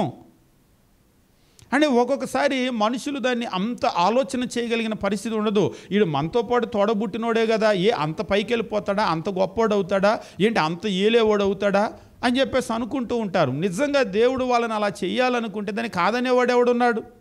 మీరు గమనించండి, బైబిల్లో కనుక చూసినట్లయితే గాడిదలను వెతుక్కుంటూ వెళ్ళినటువంటి సౌలుని ఇజ్రాయేలీల మీద రాజుగా చేశాడు. దాన్ని కాదనేవాడు ఎవడు? గొర్రెల దొడ్డిలో ఉన్నటువంటి దావీదును తీసుకొని వచ్చి ఇజ్రాయేళ్లకు రాజుగా చేశాడు. దాన్ని ఆపగలిగినటువంటి వాడు ఎవడున్నాడు? సౌలు దాన్ని ఆపాలని చివరికి చచ్చేదాకా ప్రయత్నం చేశాడు. ఇంకా చెప్పాలంటే ఆయన కుటుంబంలో భార్య వెనకాలో పిల్లల వెనకాలో పడినట్లయితే కనీసం వాళ్ళ భవిష్యత్తులో బాగుపడే, రాజ్యం వదిలేసి, సింహాసనం వదిలేసి, ఇల్లు వదిలేసి, వాకిలు వదిలేసి ఆ దావీదు ఏ అడవుల్లోకి వెళ్తే వాడు వెనకాల పడ్డాడు. చివరికి ఏం చేశాడు? దావీదుని ఏమైనా ఆపగలిగాడా? ఆపలేకపోయాడు. కాబట్టి దేవుడు ఒక మనిషిని దీవించాలి అనుకుంటే దాన్ని ప్రపంచంలో ఎవడు కూడా ఆపలేడు. కానీ మనుషులు దాన్ని జీర్ణించుకోలేరు. ఏదో ఒక రకంగా వాళ్ళని ఆపుదాం, ఏదో ఒక రకంగా వాళ్ళ అభివృద్ధిని ఆపుదాం, ఏదో ఒక రకంగా వాళ్ళ పిల్లలు చదువుకుంటున్నారు కదా చెడకూడదాం. మీరు నమ్ముతారో నమ్మరో కానీ చదువుకునేటువంటి పిల్లల మధ్యలో ఎంత ద్వేషం ఉంటుందంటే, చదువుకునే పిల్లలు వాళ్ళ తోటి పిల్లల పుస్తకాలు దొంగతనం చేస్తారు. ఏంటి, చాలా ఆశ్చర్యంగా ఉందా? బాల్య దశలోనే అంత కుట్రలు చేస్తారా అని మీరు ఆశ్చర్యపోతున్నారా? ఎవరైతే బాగా చదువుతారో, ఫస్ట్ మార్కులు వస్తాయో, కరెక్ట్గా ఎగ్జామ్స్ దగ్గరకు వచ్చినప్పుడు వాళ్ళ పుస్తకాలు దొంగతనం చేస్తారు ఇంటెన్షనల్గా, కావాలని. ఆ పుస్తకాలు పోతే, ఆ పుస్తకాలు లేకపోతే వాళ్ళు చదవలేరు. దానివల్ల వాళ్ళకి మార్కులు తక్కువ వస్తాయి. ఇంకా వాళ్ళు ఫెయిల్ అయితే కనుక ఇంకా సంతోషం. మేము చిన్నప్పుడు చదువుకునేటప్పుడు కరెక్ట్గా మా స్కూల్లో ఎంతమంది ఎదవులు ఉండేవాళ్ళు తెలియదు, కానీ కరెక్ట్గా ఎగ్జామ్స్ వచ్చినప్పుడు ప్రతి క్లాసులో కూడా దాదాపు జరిగేది. ఆ ఫస్ట్ మార్కులు వచ్చేటువంటి వాళ్ళు, బాగా చదివే వాళ్ళకి టీచర్స్ ఎప్పుడు చెప్పేవాళ్ళు, మీరు బ్యాగ్స్ వదిలిపెట్టెళ్ళొద్దు, మీ పుస్తకాలను వదిలిపెట్టెళ్ళొద్దు, మీ పుస్తకాలు మీతోనే ఉంచుకోండి. ఎందుకంటే ఉదయం ట్యూషన్ అయిపోయిన తర్వాత మళ్ళీ స్కూల్ స్టార్ట్ అవుతుంది అక్కడే, సాయంత్రము అయిపోయిన తర్వాత మళ్ళీ అక్కడే ట్యూషన్ ఉంటుందన్నమాట. ఇక్కడే ట్యూషన్ అని బ్యాగులు మాత్రం పెట్టెళ్ళొద్దు, మీ బ్యాగులు మీతో పట్టుకెళ్ళండి, పుస్తకాలు పోతాయని చెప్పేవాళ్ళు. నిజంగానే అలాగనే ఎగ్జామ్స్ దగ్గరకు వచ్చినప్పుడు పుస్తకాలు పోయాయి. ఆ కళ్ళతో నేను చూశాను.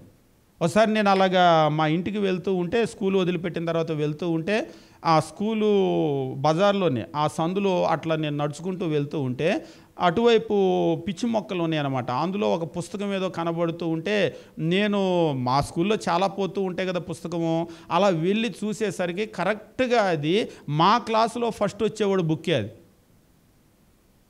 నేను తీసుకొని వచ్చి మా టీచర్కి ఇచ్చాను. అది టీచర్ అంటే ఎవడో పనికి మాలినోడు తీసి అక్కడ గిరాటేసి వెళ్ళిపోయాడు.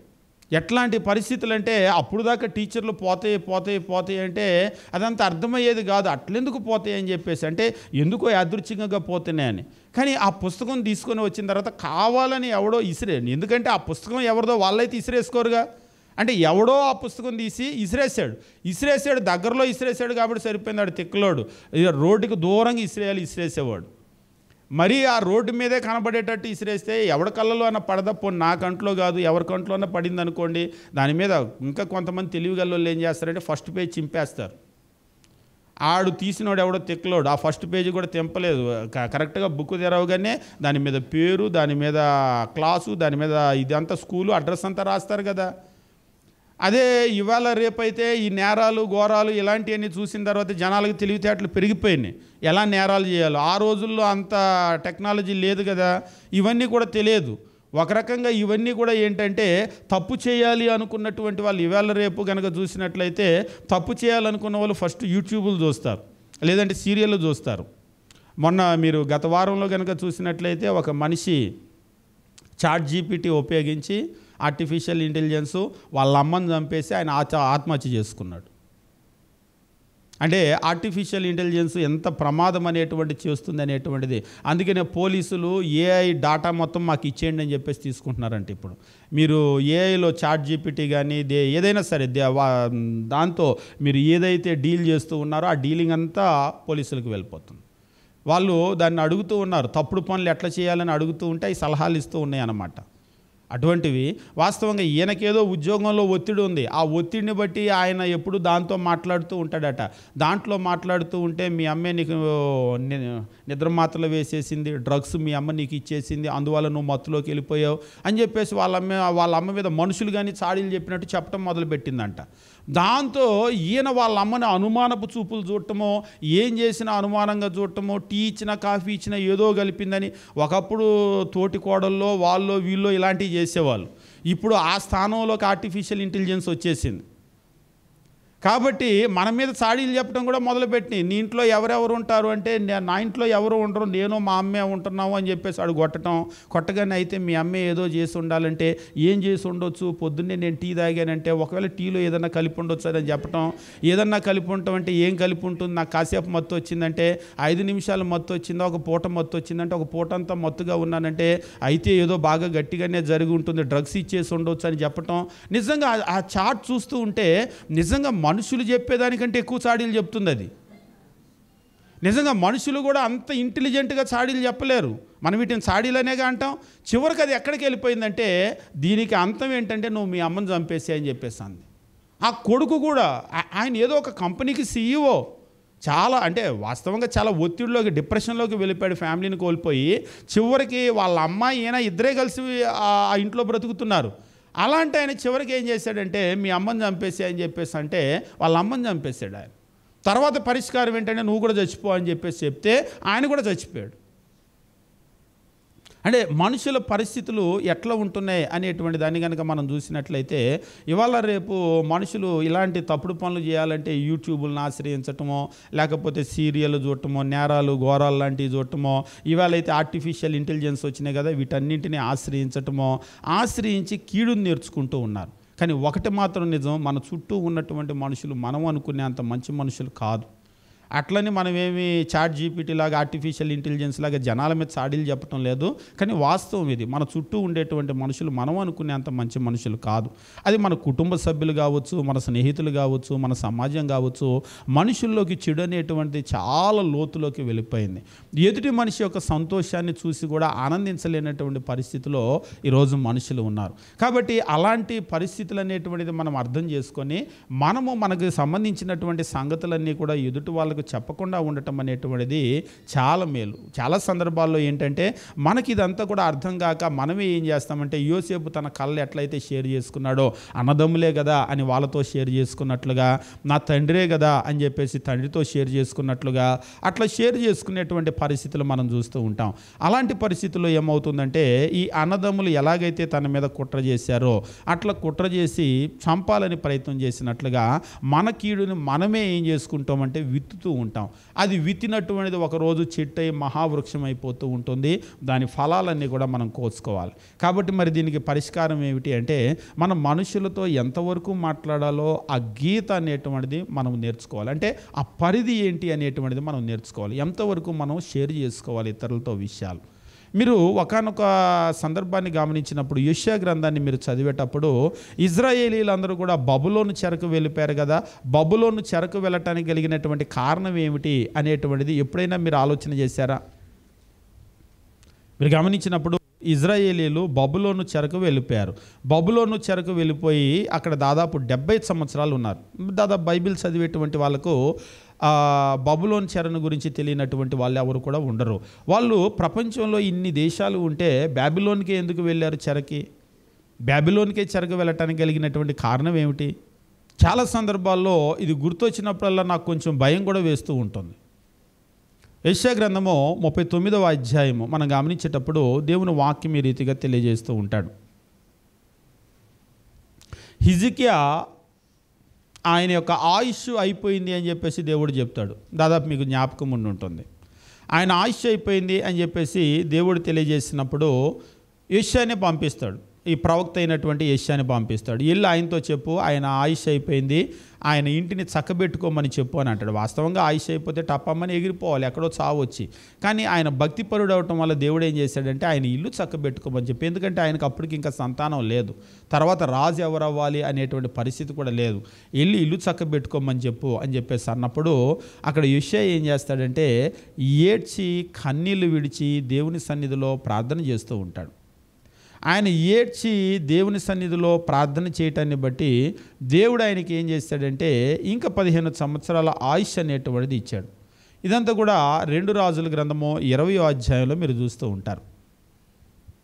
అయితే అక్కడ ఒక గొప్ప కార్యం జరిగింది. అదేమిటి అంటే, ఇది జరగటానికి ముందు ఒక సందర్భం జరిగింది. అదేమిటి అంటే, అష్షూరు రాజు వాళ్ళ మీదకి దండెత్తి వచ్చాడు. వాస్తవంగా మొత్తం ప్రపంచాన్ని గెలుచుకుంటూ వచ్చిన వ్యక్తి అక్కడ యెరూషలేముకి కూడా ముట్టడి వేశాడు.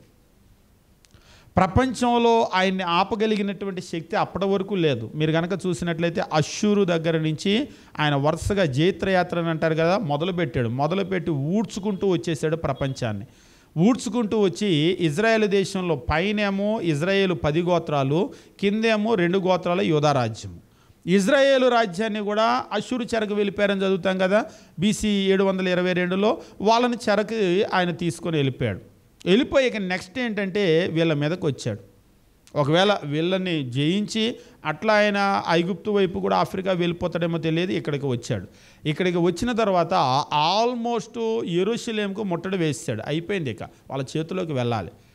ఎక్కడైనా సరే యుద్ధం జరిగేటప్పుడు ముందు కబురు పంపిస్తారు, అదేంటంటే నువ్వు వచ్చి లొంగిపో అని చెప్పేసి. ఈయన కూడా కబురు పంపించాడు లొంగిపోమని. వాస్తవంగా యుద్ధం చేయడానికి కూడా శక్తి లేదు. అందులో ప్రపంచంలో అంత గొప్ప సైన్యం ఉన్నటువంటి ఆయనతోటి యుద్ధం చేసే పరిస్థితిలో వీళ్ళు లేరు.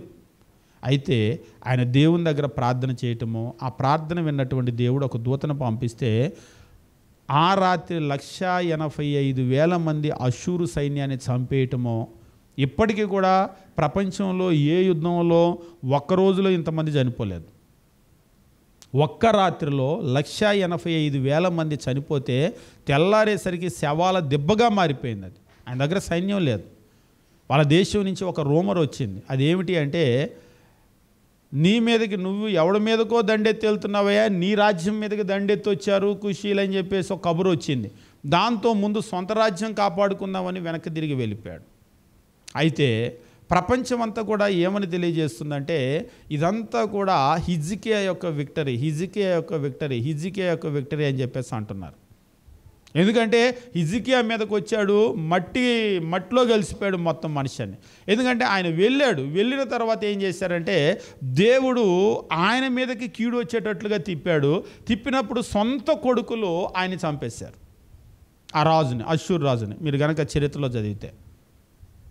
ఇందులో ద బిగ్గెస్ట్ ట్రాజడీ ఏదైనా ఉంది అనుకుంటే, ఆ సొంత కొడుకులు కూడా ఎక్కడ చంపుతారంటే, ఈ అష్షూరు రాజు ఆయన నమ్ముకున్నటువంటి దేవతకి దండం పెట్టుకోవటానికో పూజ చేయటానికో ఆ దేవత గుడిలోకి వెళ్తే అక్కడ ఆ దేవత ముందు కొడుకులు చంపేస్తారు. ఎందుకు అలాంటి ముగింపు అంటే, నువ్వు ఇంతకాలం నీ దేవతకి దండం పెట్టావు కదా, నీ దేవతను నమ్ముకున్నావు కదా, నా దేవతే ఈ ప్రపంచం మీద గెలిపించిందని అనుకుంటున్నావు కదా, నీ దేవత ఎదురుగా నీ కొడుకులు, నువ్వు కనిపెంచిన నీ కొడుకులు నిన్ను చంపేస్తే దిక్కులేని చావు అక్కడ తెచ్చాడు. అంటే నీ దేవత నీ దేవుడు నిన్ను కాపాడలేకపోయారు చూడు అని ప్రపంచానికి ఒక సందేశం. అయితే ఆ తర్వాత ప్రపంచం అంతా ఏమనుకుంటుందంటే, ఇప్పుడు ఆయన చేతిలోకి వెళ్ళిపోయినటువంటి వాళ్ళు ఉంటారు కదా, పెద్ద గొప్ప సామ్రాజ్యాలు, మనం ఏం చేయలేకపోయామో అష్షూరు సామ్రాజ్యాన్ని, మనం ఏం చేయలేకపోయాము ఆయన్ని, కానీ చూడండి ఈయన ఎలాగైతే హిజ్కియా మీదకి వచ్చి మట్టి కరిశాడో అని అనుకుంటే, అదంతా కూడా హిజ్కియా యొక్క గొప్పతనంగా అందరూ హిజ్కియా దగ్గరికి కానుకలు పంపిస్తున్నారు, బహుమానాలు పంపిస్తున్నారు, నీ వల్లే అసలు ఇదంతా కూడా జరిగిందని అంటూ ఉన్నారు. ఒక్కొక్క సందర్భంలో మనుషుల పరిస్థితి కూడా ఎట్లా ఉంటుందంటే, నువ్వే అన్నావంటే మనం కూడా ఏమనుకుంటామంటే అది మన వల్లే అని అనుకుంటాం. లోకంలో చెప్తూ ఉంటారు, అది బలుపో వాపో చూసుకో అని. అంటే వాస్తే కూడా ఇంత లావు అవుతుంది, బలం వస్తే కూడా ఇంత లావు అవుతుంది. ఒక్కోసారి మీ కాలు చూడండి, కాలు వాపులు వచ్చినాయి అనుకోండి, కాలు ఇంత లావు అవుతుంది. బలంగా ఉన్న వాళ్ళ కాలు కూడా ఇంత లావు అవుతుంది. అయితే రెంటికి తేడా ఏంటంటే, రెండు ఇంత లావు ఉన్నా కానీ వాపు అనేటువంటిది బలం కాదు, అవునా కాదా? కాబట్టి లోకంలో చెప్తారు అది బలుపో వాపో చూసుకో అని చెప్పేసి. ఒక్కొక్క సందర్భంలో వాపును బలుపు అనుకునే పరిస్థితి కూడా ఉంటుంది, బలం అనుకునే పరిస్థితి. హిజ్కియా కూడా అందరూ నీ వల్లే అంటే నిజంగా నా వల్లేనా, అయితే నా వల్లే అయి ఉంటుందేమో, నేనే అని గొప్పవాడిగా కూడా అనుకునే పరిస్థితి. ఇప్పుడు వాళ్ళందరూ కానుకలు పట్టుకొని వస్తూ ఉన్నారు. కానుకలు పట్టుకొని వచ్చినప్పుడు నేను ఏం చేయాలి, అయ్యా ఇది నా వల్ల కాదు, మా దేవుడిచ్చినటువంటి విజయం, కానీ నేనెంత వాడిని అని అనుకోవాలి కదా. అనుకోలేదు. ఆ ప్రపంచంలో ఉన్నటువంటి ఆ కానుకలన్నీ కూడా వచ్చేసరికి ఏమైందంటే ఆయన ఇల్లు నిండిపోయింది. చాలా గొప్ప సంపద ఆయన దగ్గరకు వచ్చింది. యెషయా గ్రంథం 39వ అధ్యాయము 1వ వచనము, ఆ కాలమందు బబులోను రాజును బలదాను కుమారుడైన దగ్బలదాను హిజికియా రోగి అయి బాగుపడిన సంగతి విని పత్రికలను కానుకను అతని యొద్దకు పంపగా, హిజికియా రోగి అయ్యాడు, బాగుపడ్డాడు. అంతకుముందేమో సన్హెరిబు ఇదంతా కూడా జరిగింది. ఇక తర్వాత సందర్భం వచ్చింది, ఆయన బాగుపడ్డాడు అన్నటువంటి సంగతి విని ఆయన దగ్గరకు పత్రికలు కానుకలు. నిజంగా ఎక్కడ బాబిలోను, ఎక్కడ యెరూషలేము, ఈయన ఖ్యాతి అట్లా ప్రపంచమంతా కూడా వెళ్ళింది. అష్షూరు సామ్రాజ్యం మట్టికరిచిన తర్వాత ఇదంతా కూడా హిజికియా వల్లని. ఆయన బాగుపడ్డాడన్న సంగతి తెలిసి ఆయన్ని పరామర్శించడానికి బాబిలోన్ నుంచి మెరోదగ్బలదాను అక్కడ ఉన్నటువంటి రాజు అనమాట. ఆయన బలదాను కుమారుడైనటువంటి మెరోదగ్బలదాను హిజికియా రోగి బాగుపడిన సంగతి విని పత్రికలు కానుకలు అతని యొద్దకు పంపిస్తే 2వ వచనం, హిజికియా దూతలు వచ్చిన మాట విని వారిని లోపలికి రప్పించి, బాగా జాగ్రత్తగా గమనించండి, లోపలికి రప్పించి తన ఇంటనేమి రాజ్యమందేమి కలిగిన సమస్త వస్తువులలో దేనిని మరుగు చేయక తన పదార్థములు గల కొట్టును, వెండి బంగారములు గల గంధవర్గములను, పరిమళ తైలములను, ఆయుధశాలను, తన పదార్థముల్లోనున్న సమస్తము వారికి చూపించెను. దేవుడు ఆయన్ని దీవించి ఏమేమి ఇచ్చాడో, ఇంకా ఒక మాటలో చెప్పాలంటే బట్టబయలు అన్నమాట. దేవుడు ఆయన్ని దీవించి ఆయనకి ఏమేమి ఇచ్చాడో ఆ దూతలు వచ్చేసరికి తన ఇంటనేమి రాజ్యమందేమి కలిగిన సమస్త వస్తువుల్లో దేన్ని మరుగు చేయక తన పదార్థాలు కలిగినటువంటి కొట్టులు, వెండి బంగారము, గంధవర్గాలు, పరిమళ తైలాలు, ఆయుధశాలలు, తన పదార్థాల్లో ఉన్న సమస్తము కూడా వారికి చూపించారు. ఒక మాటలో చెప్పాలంటే ఇంకా వాళ్ళు చూడండి ఏమీ లేదు. వాళ్ళు చూడందంటే ఈయన చూపించింది ఏమీ లేదు. ఒకసారి ఒకళ్ళు అడిగారు, చూపించడం తప్ప అని. మీ ఇంటికి వచ్చారనుకోండి, మనం ఏం చేస్తాం? ఒకసారి మా బాత్రూమ్ ఇది చూదురు కానీ రండి, ఎట్లా ఉంటుందో అని మీరు తీసుకెళ్తారా? ఎంత వాసన వస్తుందో, కంపు కొడుతుందో చూదురు కానీ రండి అని. పోనీ శుభ్రంగానే ఉండొచ్చు. దేన్ని చూపిస్తాం మనం ఎప్పుడు కూడా? దేన్ని మనం అల్పంగా నీచంగా ఎంచుతామో దాన్ని చూపించాం. దేన్ని చూపిస్తాం? మొన్న ఫ్రిడ్జ్ కొన్నామండి, ఇంత ఎత్తుంది, మనిషి ఎత్తుంది, రండి ఒకసారి చూదురు కానీ అని ఫ్రిడ్జో, లేకపోతే పెద్ద టీవీ కొన్నామండి రండి చూదురు కానీ అని అదో, లేకపోతే కింద కొత్త బండలు వేసాము, అబ్బో భలే ఉన్నాయి రెండనో, లేకపోతే ఆ గదిలోకి రండి, ఈ గదిలోకి రండి, మా బీరువా ఇది, మా టీవీ ఇది, మా ఫ్రిడ్జ్ ఇది, మా బెడ్ ఇది, లేకపోతే మా వస్తువులు ఇవి, ఒక్కొక్కసారి కొంతమంది నేను చూస్తూ ఉంటాను, ఇంటికి తీసుకొని వెళ్ళి ఇంట్లో ఉన్న గదులన్నీ చూపిస్తారు. చూపించాల్సిన అవసరం ఏంటి? మేము అప్పుడప్పుడు అంటే ఒకవేళ సేవకులుగా మాకు చూపించాలని వాళ్ళు కోరుకుంటారేమో. ఒకసారి ఒక ఇంట్లోకి అలాగనే ఇది మా ఆ గదండి ఈ గదండి అని చెప్పేసి అంటే సరే నేను అక్కడి నుంచి సరే అంటే కాదు, లోపలికి అడుగన్నా పెట్టండి మాకు దీవెన వచ్చిద్ది అంటున్నారు. సరే పోనీ సేవకులు కాబట్టి లోపల అడుగు పెడితే దీవెన వస్తుందని కొందరికి ఉంటుంది, లోపలికి పిలిచి ప్రార్థన చేయించుకుంటూ ఉంటారు. ఇది మా బెడ్రూమ్ రండి అని అన్నారు. బెడ్రూమ్ రండి అంటే పర్లేదు అంటే లోపలికి రండి అని అంటున్నారు ప్రతి గది. నేను చెప్పాను, అంతా చూసి వచ్చిన తర్వాత మాకే చూపిస్తారా అందరికీ ఇలా చూపిస్తారా అని అడిగాను. అంటే అందరికీ చూపిస్తామండి, కొత్త ఇల్లు కట్టుకున్నాం కదా అని అన్నారు. నేను చెప్పాను అది మంచి పద్ధతి కాదని. మీకు దేవుడు ఇచ్చాడేమో కానీ మీకు ఇచ్చాడు అన్నటువంటిది మీకు ఉంటుంది. అందరి కళ్ళు మంచి కాదు, అందరి కళ్ళలో పడకూడదు, అందరి కళ్ళు మంచి కాదు. ఎందుకంటే మనుషులు మనం అనుకునే అంత మంచి వాళ్ళు కాదు. చూసి ఆనందించే వాళ్ళు ఉంటారు. నిజంగా ఆనందించేటువంటి వాళ్ళకైతే మనం చూపించాలి మంచిది కూడా. మనల్ని గురించి వాళ్ళు ఆనందిస్తారు. మన సహోదరుడు ఎంత గొప్పవాడయ్యాడే, ఎంత మంచి ఇల్లు కట్టుకున్నాడే, ఎంత మంచి వస్తువులు పెట్టుకున్నాడే అని చెప్పేసి సంతోషిస్తారు. కానీ కొంతమంది ఏడిస్తారు. ఇంత ఇల్లు అవసరమా, ఇంత మంచం అవసరమా, ఇంత ఇది అవసరమా, ఎక్కడి నుంచి దోచేశాడు, ఎక్కడి నుంచి తెచ్చేసాడు, ఎక్కడ అడ్డంగా సంపాదిస్తున్నాడు ఏడ్చే వాళ్ళు ఉన్నారు. వాళ్ళు కష్టపడి రూపాయి కూడబెట్టుకొని ఎక్కడో లోన్ తెచ్చుకొని వాళ్ళు కట్టుకుంటే దీన్ని చూసి ఏడ్చి వాళ్ళు అన్నం మానేసే వాళ్ళు ఉన్నారు తెలుసా. నిజంగా నేను చెప్పినటువంటి విషయము, ఒకసారి ఇలాగనే ఒక సహోదరుడు వాళ్ళ ఇల్లు కట్టుకొని ఫంక్షన్కి వాళ్ళ చుట్టాలందరినీ కూడా పిలిచి ఇల్లంతా కూడా చూపిస్తే ఇంటికి వెళ్ళిన తర్వాత వాళ్ళ బంధువులే ఒక ఆమె అన్నం తినలేదంట.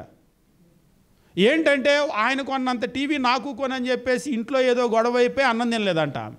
వాళ్ళకు గొడవై మళ్ళీ వాళ్ళు ఫోన్ చేసి చెబుతారు, వీళ్ళకి ఫోన్ చేసి చెబితే ఈయన అంటున్నాడు, మొన్న మా ఇంటికి వచ్చి చూసి వెళ్ళారండి, వాళ్ళ గొడవ మా చుట్టాలు ఒకరు అన్నం తినలేదంటండి, మీరు చూపించడం మీకు అవసరమా? నేను అడిగాను. పాపం మీ వల్ల ఆమె అన్నం మానేసిందంటే ఆ ఉసురు మీకే తగిలిద్ది. ఎందుకంటే మనుషులు మనం అనుకున్నట్లుగా ఉండరు.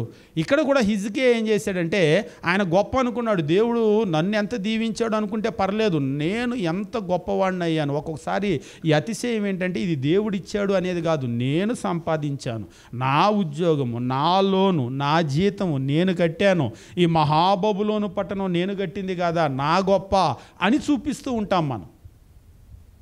అలా గనక చేశామా, అది మన అతిశయమో, దానికి తగిన పాఠం ఖచ్చితంగా దేవుడు చెప్తాడు. మొత్తం తన ఇంట్లోనేమి తన రాజ్యంలోనేమి ఉన్నటువంటి సమస్తము కూడా వాళ్ళ కంట్లో పడందేమి కూడా లేదు.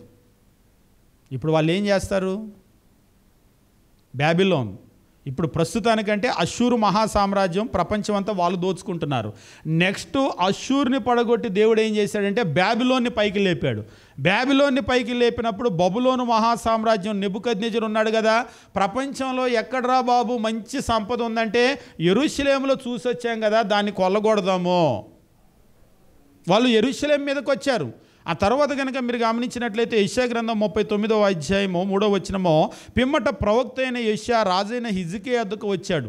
ఇంట్లోనేమి రాజ్యంలోనేమి సమస్తము చూపించాడు కదా, కలిగినటువంటి సమస్తంలో దేనిని మరుగు చేయక పదార్థాలు కలిగిన కొట్టు, వెండి, బంగారము, గంధవర్గాలు, పరిమళ తైలము, ఆయుధశాలు, తన పదార్థముల్లో ఉన్న సమస్తము వారికి చూపించెను. పిమ్మట ప్రవక్త అయిన యెషయా రాజైన హిజ్కియా వద్దకు వచ్చి, ఆ మనుష్యులు ఏమనిరి, నీ యొద్దకు ఎక్కడ నుండి వచ్చిరి అని అడగగా, హిజ్కియా బాబులోన్ అనే దూరదేశం నుంచి వారు వచ్చి ఉన్నారని చెప్పాను.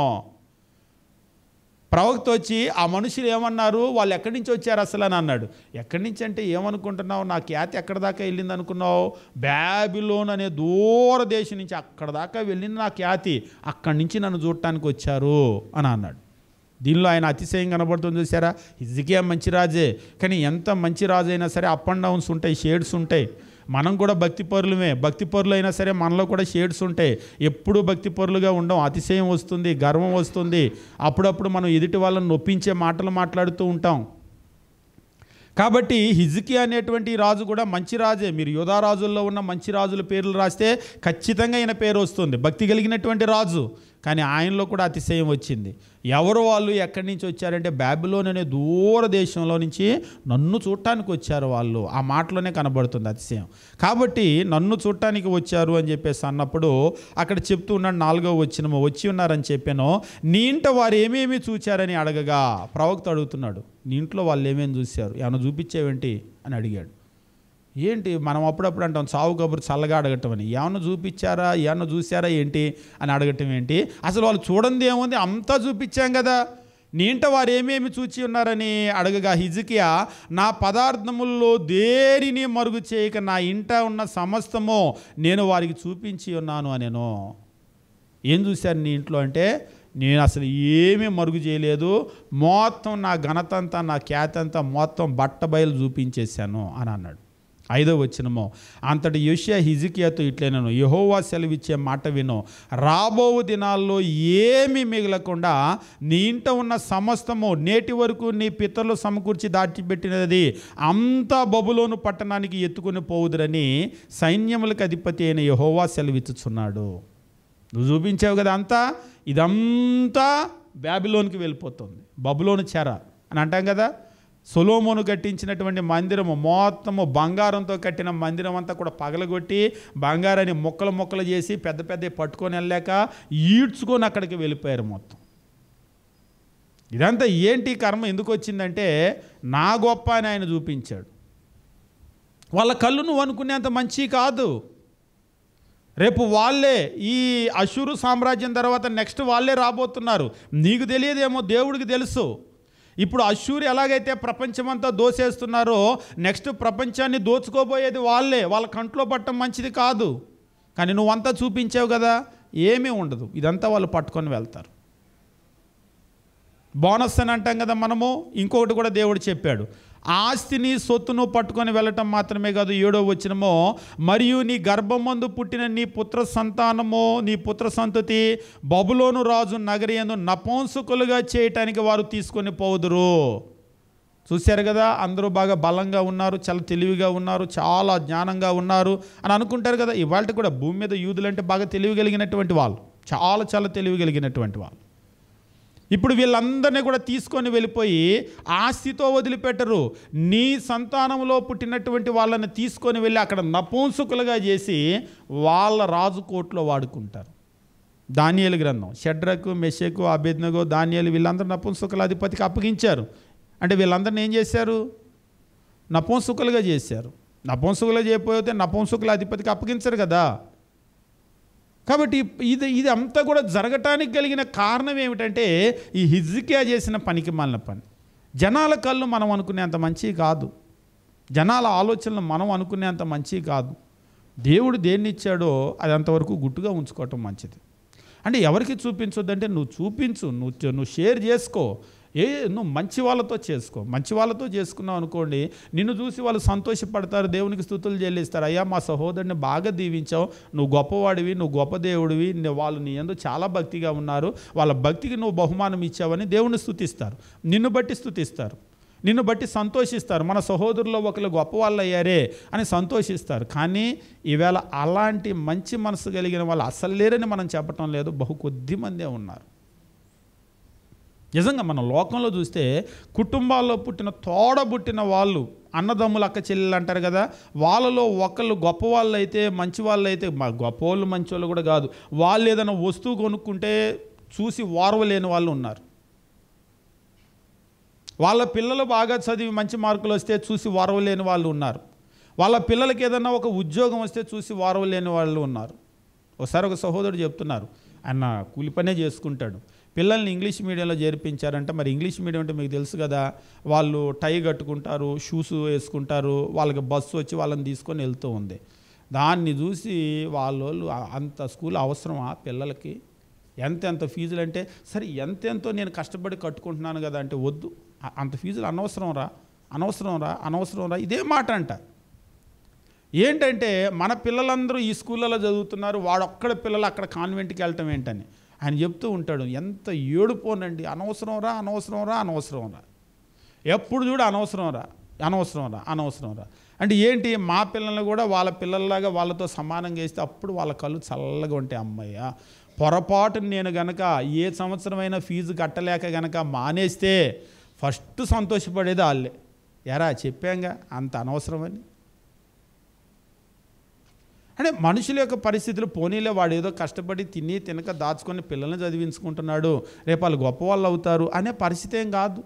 ఇవాళ రేపు మన చుట్టూ ఉన్నటువంటి మనుషుల్ని, సమాజాన్ని, అంటే ఎట్లా ఉందంటే పరిస్థితి నిజంగా ఈ మనుషులు మంచిని నేర్చుకోకపోయారు కానీ చెడును బాగా నేర్చుకుంటూ ఉన్నారు, కీడును బాగా నేర్చుకుంటున్నారు, అసూయను బాగా నేర్చుకుంటున్నారు, ద్వేషం పెంచుకోవటం బాగా నేర్చుకుంటూ ఉన్నారు. చివరికి అది ఏమిటంటే యోసేపు యొక్క సొంత అన్నదమ్ములు, సొంత అన్నలు అతన్ని ఎలాగైతే చంపటానికి కుట్ర చేశారో అలాగే ద్వేషం పెంచుకొని హాని చేసేటువంటి పరిస్థితులు నేడు మనం సమాజంలో చూస్తూ ఉన్నాం. కాబట్టి అన్ని విషయాలు అందరికీ చెప్పడం మనం అనుకునేటట్లు మంచిది కాదు. మనకున్నదంతా ఎదుటి వాళ్ళకి బట్టబయలుగా ఎగ్జిబిషన్ పెట్టి చూపించాల్సినటువంటి అవసరమేమి లేదు. దేవుడు మనకేమి ఇచ్చాడో అది మనకు ఉంటుందంతే. మనం ఎవరితో షేర్ చేసుకోవాలో వాళ్ళతోనే, ఎవరైతే దాన్ని చూసి సంతోషపడతారో, దేవునికి స్తుతులు చెల్లించగలిగినటువంటి ఆత్మీయ స్థితిలో ఉంటారో అటువంటి వాళ్ళతోనే పంచుకోవాలి. కానీ అన్ని విషయాలు అందరితో పంచుకోవాల్సినటువంటి అవసరం లేదు. పంచుకోవాలని దేవుడు రూల్ ఏం పెట్టలేదు. కాబట్టి నీ దగ్గర ఉన్నదంతా నువ్వు అందరికీ చూపించాల్సింది అని దేవుడు రూల్ ఏం పెట్టలేదు. మన ఇంట్లోకి పిలుచుకొచ్చి మా టీవీ చూడు, మా ఫ్రిడ్జ్ చూడు, లేకపోతే మా బెడ్రూమ్ చూడు, లేకపోతే మా బెడ్ చూడు, లేకపోతే ఇదేదో ఆ bed, German bed, spring bed, sofa కొన్నాను చూడు, కొత్త సోఫా సెట్ చూడు, ఇవన్నీ చూపించాల్సిన అవసరమే లేదు. దేవుడు మీకు ఏదైనా వస్తువులు ఇస్తే మంచిది, మీరు వాటిని ఉపయోగించుకోండి. వాటిని చూసి మీతో సంతోషించగలిగే నిజమైన మనసు ఎవరైనా ఉంటే వాళ్ళతో మీరు వాటిని షేర్ చేసుకోండి, సంతోషించండి. అంతేగాని సంతోషించలేని, అసూయపడేటువంటి, ద్వేషం చూపించేటువంటి మనుషులు ఎవరైనా కనుక ఉంటే దయచేసి వాళ్ళని దూరంగానే ఉంచండి. ఒకవేళ వాళ్ళు సొంత వాళ్ళు కావచ్చు, రక్త సంబంధికులు కావచ్చు, వాళ్ళు ఎవరైనా సరే మన మీద ద్వేషం చూపించేటువంటి వాళ్ళు కనుక ఉన్నట్లయితే ఆ ద్వేషం పెరగకుండా కాపాడుకోవాల్సిన బాధ్యత మన మీద ఉంది. యోసేపుకు వచ్చిన ఆ కళ గనక అన్నదమ్ములకి చెప్పకుండా ఉంటే అంత ద్వేషం, చంపే అంత ద్వేషం వచ్చేది కాదు. ఆ కళను ఆయన చెప్పాడు. చెప్పడాన్ని బట్టి ఏమైందంటే ద్వేషం వాళ్ళు మరింతగా పెంచుకున్నారు. చంపే అంత ద్వేషము అది పెరిగిపోయింది. కాబట్టి ఒక్కోసారి మనం చేసేటువంటి కార్యాల వల్ల ఏమవుతుందంటే మనకు వ్యతిరేకంగా ద్వేషము, మనకు వ్యతిరేకంగా అసూయ అనేటువంటిది పెరుగుతుంది. కాబట్టి మనకు సంబంధించినటువంటి విషయాలన్నీ కూడా మనం ఎదుటి వాళ్ళతో పంచుకోవటం అనేటువంటిది ఎట్లాంటి పరిస్థితులకు దారితీస్తుంది అంటే అది చాలా సందర్భాల్లో చాలా అనర్థాలకు దారితీస్తూ ఉంటుంది. ఇజ్రాయేలీలందరూ కూడా మనం ముఖ్యంగా యూదా రాజ్యాన్ని కనుక చూసినట్లయితే బబులోను చెరకు వెళ్ళటానికి కలిగిన ప్రధానమైన కారణం ఏమిటి అంటే హిజ్కియా చేసినటువంటి ఒక పొరపాటు. ఎంత పెద్ద పొరపాటు అంటే వాళ్ళకి సంబంధించినటువంటి పితరులు పూర్వీకులు సంబంధించిన ఆస్తి మొత్తం పట్టుకెళ్ళిపోయారు, ఏం ఉంచకుండా. చివరికి వాళ్ళ సంతానంలో ఉన్నటువంటి పుట్టినటువంటి పుత్ర సంతతిని తీసుకొని వెళ్ళి అక్కడ నపుంసకులుగా చేశారు. నపుంసకులుగా చేసి అక్కడ ఉపయోగించుకున్నారు. వాళ్ళ సంతానాన్ని కూడా దోచేశారు. కానీ దేవుని కృపను బట్టి తర్వాత మరలా వాళ్ళని విడిపించుకొని వాళ్ళని తీసుకొని వచ్చాడు. కానీ ఆ నష్టం అయితే జరిగింది, ఆ డ్యామేజ్ అయితే జరిగింది. వాళ్ళకు ఉన్నటువంటి ఆ సొలొమోను కట్టినటువంటి ఆ గొప్ప మందిరం అనేటువంటిది నేలమట్టం చేసేదాకా వాళ్ళు కళ్ళు చల్లబడలేదు. మొత్తం దాన్ని అగ్నితో కాల్చేసి మొత్తం దాన్ని సర్వనాశనం చేసి అక్కడి నుంచి పట్టుకెళ్ళారు. ప్రపంచంలో అంత గొప్ప టెంపుల్ వీళ్ళకుండటం ఏంటి అని చెప్పేసి. ఒకసారి మీకు అంటే మరీ ఇలాంటి విషయాలు చెప్తే బాగోదేమో, కొంతమందికి ఎంత ద్వేషం ఉంటుందంటే ఇద్దరు ఒకలాంటి బట్టలు వేసుకున్నారనుకోండి, అంటే ఇది చిన్నపిల్లల్లో బాగా కనబడుతుంది. మా చిన్నప్పుడు మేము చూసేవాళ్ళం, ఎంత ద్వేషం ఉంటుందంటే మంచి బట్టలు వేసుకుంటే ఆ రోజుల్లో ఇంకు పెన్నులు ఉండేవి, ఇట్లా ఇంకు చిమ్మేవాళ్ళు. పిల్లల్లో నిజంగా ఎట్లాంటి మైండ్ ఉండేదంటే అంటే అప్పట్లో పెన్ను రాయకపోతే ఇట్లా ఇట్లా పెన్ను విదిలించేవాళ్ళు కదా, ఇంకు పెన్ను. మంచి బట్టలు ఎవరన్నా వేసుకుంటే అక్కడికి వెళ్ళి ఇట్లా విదిలిచ్చేవాడు. మా క్లాస్లో ఒక పనికిమాలినోడు ఉండేవాడు, వాడి కంట్లో మంచి బట్టలు పడితే అంతే పాపం. అందుకనే ఆడికి బాగా అసూయ. టీచర్ చాలాసార్లు కొట్టినా కానీ లేదండి నా పెన్ను రాయలేదు ఇట్లా అన్నాను అంటాడు. ఎవడన్నా మంచి బట్టలు వేసుకుంటే వాడి దగ్గరికి వెళ్ళి పెన్ను ఇట్లా అంటాడు, ఆ ఇంకు ఆ బట్టల మీద పడుతుంది, అప్పుడు ఆడి కళ్ళు చల్లగా ఉంటాయి. కొంతమంది అంతే, మంచి వస్తువులు ముఖ్యంగా పిల్లల్లో మీరు బాగా చూస్తూ ఉంటారు, ఆడుకునే మంచి వస్తువులు ఉన్నాయనుకోండి, పక్క పిల్లలు కొంతమంది వారవలేరు, వాటిని పాడు చేసేస్తారు, పాడు చేసి ఇచ్చి పంపిస్తారు, ఎరక్కొట్టి ఇచ్చి పంపుతారు. అంటే చిన్నప్పటి నుంచి ఆ ద్వేషం అనేటువంటిది, అంటే నా పక్కోడికి మంచిది ఏది ఉండకూడదు. ఇప్పుడు ఇలా ఉన్నాడు కదా, పెద్ద అయితే ఏం చేస్తాడు? చిన్నప్పుడు బొమ్మలు ఇరక్కొట్టి బొమ్మలు పాడు చేసినాడు, పెద్ద అయితే ఏం చేస్తాడు? ఒకసారి మీరు చూస్తూ ఉంటారు, కొత్త మోటార్ సైకిల్ కారు కొన్ని కనుక బయట పెడితే వాటి మీద గీతలు గీసేవాళ్ళు ఉంటారు, పాడు చేసేవాళ్ళు ఉంటారు. ఇదంతా ఏంటంటే అసూయ. ఏంటి మరి ఇలా కూడా ప్రవర్తిస్తారని మీకు ఆశ్చర్యం కలగొచ్చేమో. ఒకవేళ కొంతమంది ఒకసారి సార్ ఇట్లా కూడా ఉంటారా అంటున్నాడు ఒక ఆయన. మీ ఊర్లో లేరేమోనండి, మంచోళ్ళు ఉన్న ఊరేమో, కానీ మామూలుగా అయితే ఇలాగనే ఉంటుంది, మనుషుల పరిస్థితి ఇలానే ఉంటుంది. చిన్న పిల్లలప్పటి నుంచి మైండ్లో అది పెరుగుతూ ఉంటుంది, నాకంటే మంచిది ఏది ఇతరులకు ఉండకూడదు. పక్క పిల్లోడు ఆట వస్తువులు పాడు చేసే పిల్లలు ఉన్నారు, ఇరక్కొట్టేటువంటి పిల్లలు ఉన్నారు, వాళ్ళు ఏడుస్తుంటే సంతోషించేటువంటి పిల్లలు ఉన్నారు. పిల్లలప్పుడు కాబట్టి అది బయటపడుతుంది, పెద్దవాళ్ళు కాబట్టి తెలివిగా బయటపడకుండా చేస్తారు. పెద్దవాళ్ళలో కూడా అదే స్వభావం పెరిగి ఉన్నటువంటి స్వభావాన్ని మనం చూస్తూ ఉన్నాం. కాబట్టి ఇలాంటి పరిస్థితుల్లో ఏంటంటే మనం మనుషుల్ని అర్థం చేసుకొని ఎవరేంటి, ఎవరి స్వభావం ఏంటి, ఎంతవరకు ఉండాలి, ఎంతవరకు ఉండకూడదు, దేవుడు ఆ విషయాలన్నీ కూడా బైబిల్లో రాయించాడు. కానీ ఈవేళ మనుషుల పరిస్థితి ఎట్లా ఉంటుందంటే కొత్త టీవీ కొన్న ఒకసారి వచ్చి చూసి వెళ్ళొచ్చు, కానీ ఫోన్ చేసి ఎక్కడెక్కడోళ్ళనో పిలుస్తారు. అవసరం అదంతా? మీరు కొనుక్కుంటే మీరు ఇంట్లో పెట్టుకోండి, అవసరం ఇదంతా? ఇప్పటికే ఏడిస్తూ ఉన్నారు, అది కొన్నా ఇది కొన్నానని మీరే అంటారు. ఒక ఆయన ఉన్నాడు, నేను ఈ వస్తువులు కొన్నానని మా వాళ్ళు ఏడుస్తున్నారని అంటున్నారు, మళ్ళీ ఆయనే ఫోన్ చేసి అందరినీ పిలుస్తాడు, కొత్తది కొన్నారండి చూసి వెళ్ళండి అని చెప్పేసి. అవసరమా? ఇప్పుడు కొన్న ఏడుపు చాలదని ఇంకా మీ మీద ఏడుపు పెరిగి రేపు మిమ్మల్ని ఏదో ఒకటి చేసేదాకా మీరు వదిలిపెట్టరా అని చెప్పేసి అంటే మనుషులకి అంటే కొత్తది కొనుక్కున్నాం కదా చూపించాలి కదా అని చెప్పేసి అంటూ ఉంటారు. కానీ ఈ విషయాలు మనం చాలా జాగ్రత్తగా గమనించవలసినటువంటి అవసరం ఉంది. మనుషులు మనం అనుకునే అంత మంచి వాళ్ళుగా లోకం అనేటువంటిది లేదు, మన చుట్టూ ఉన్నటువంటి వాళ్ళు లేరు.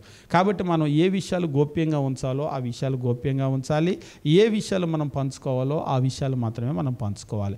పంచుకునేటప్పుడు కూడా మనుషుల్లో ఉండేటువంటి మంచి చెడు స్వభావాన్ని మనం ఖచ్చితంగా గమనించాలి.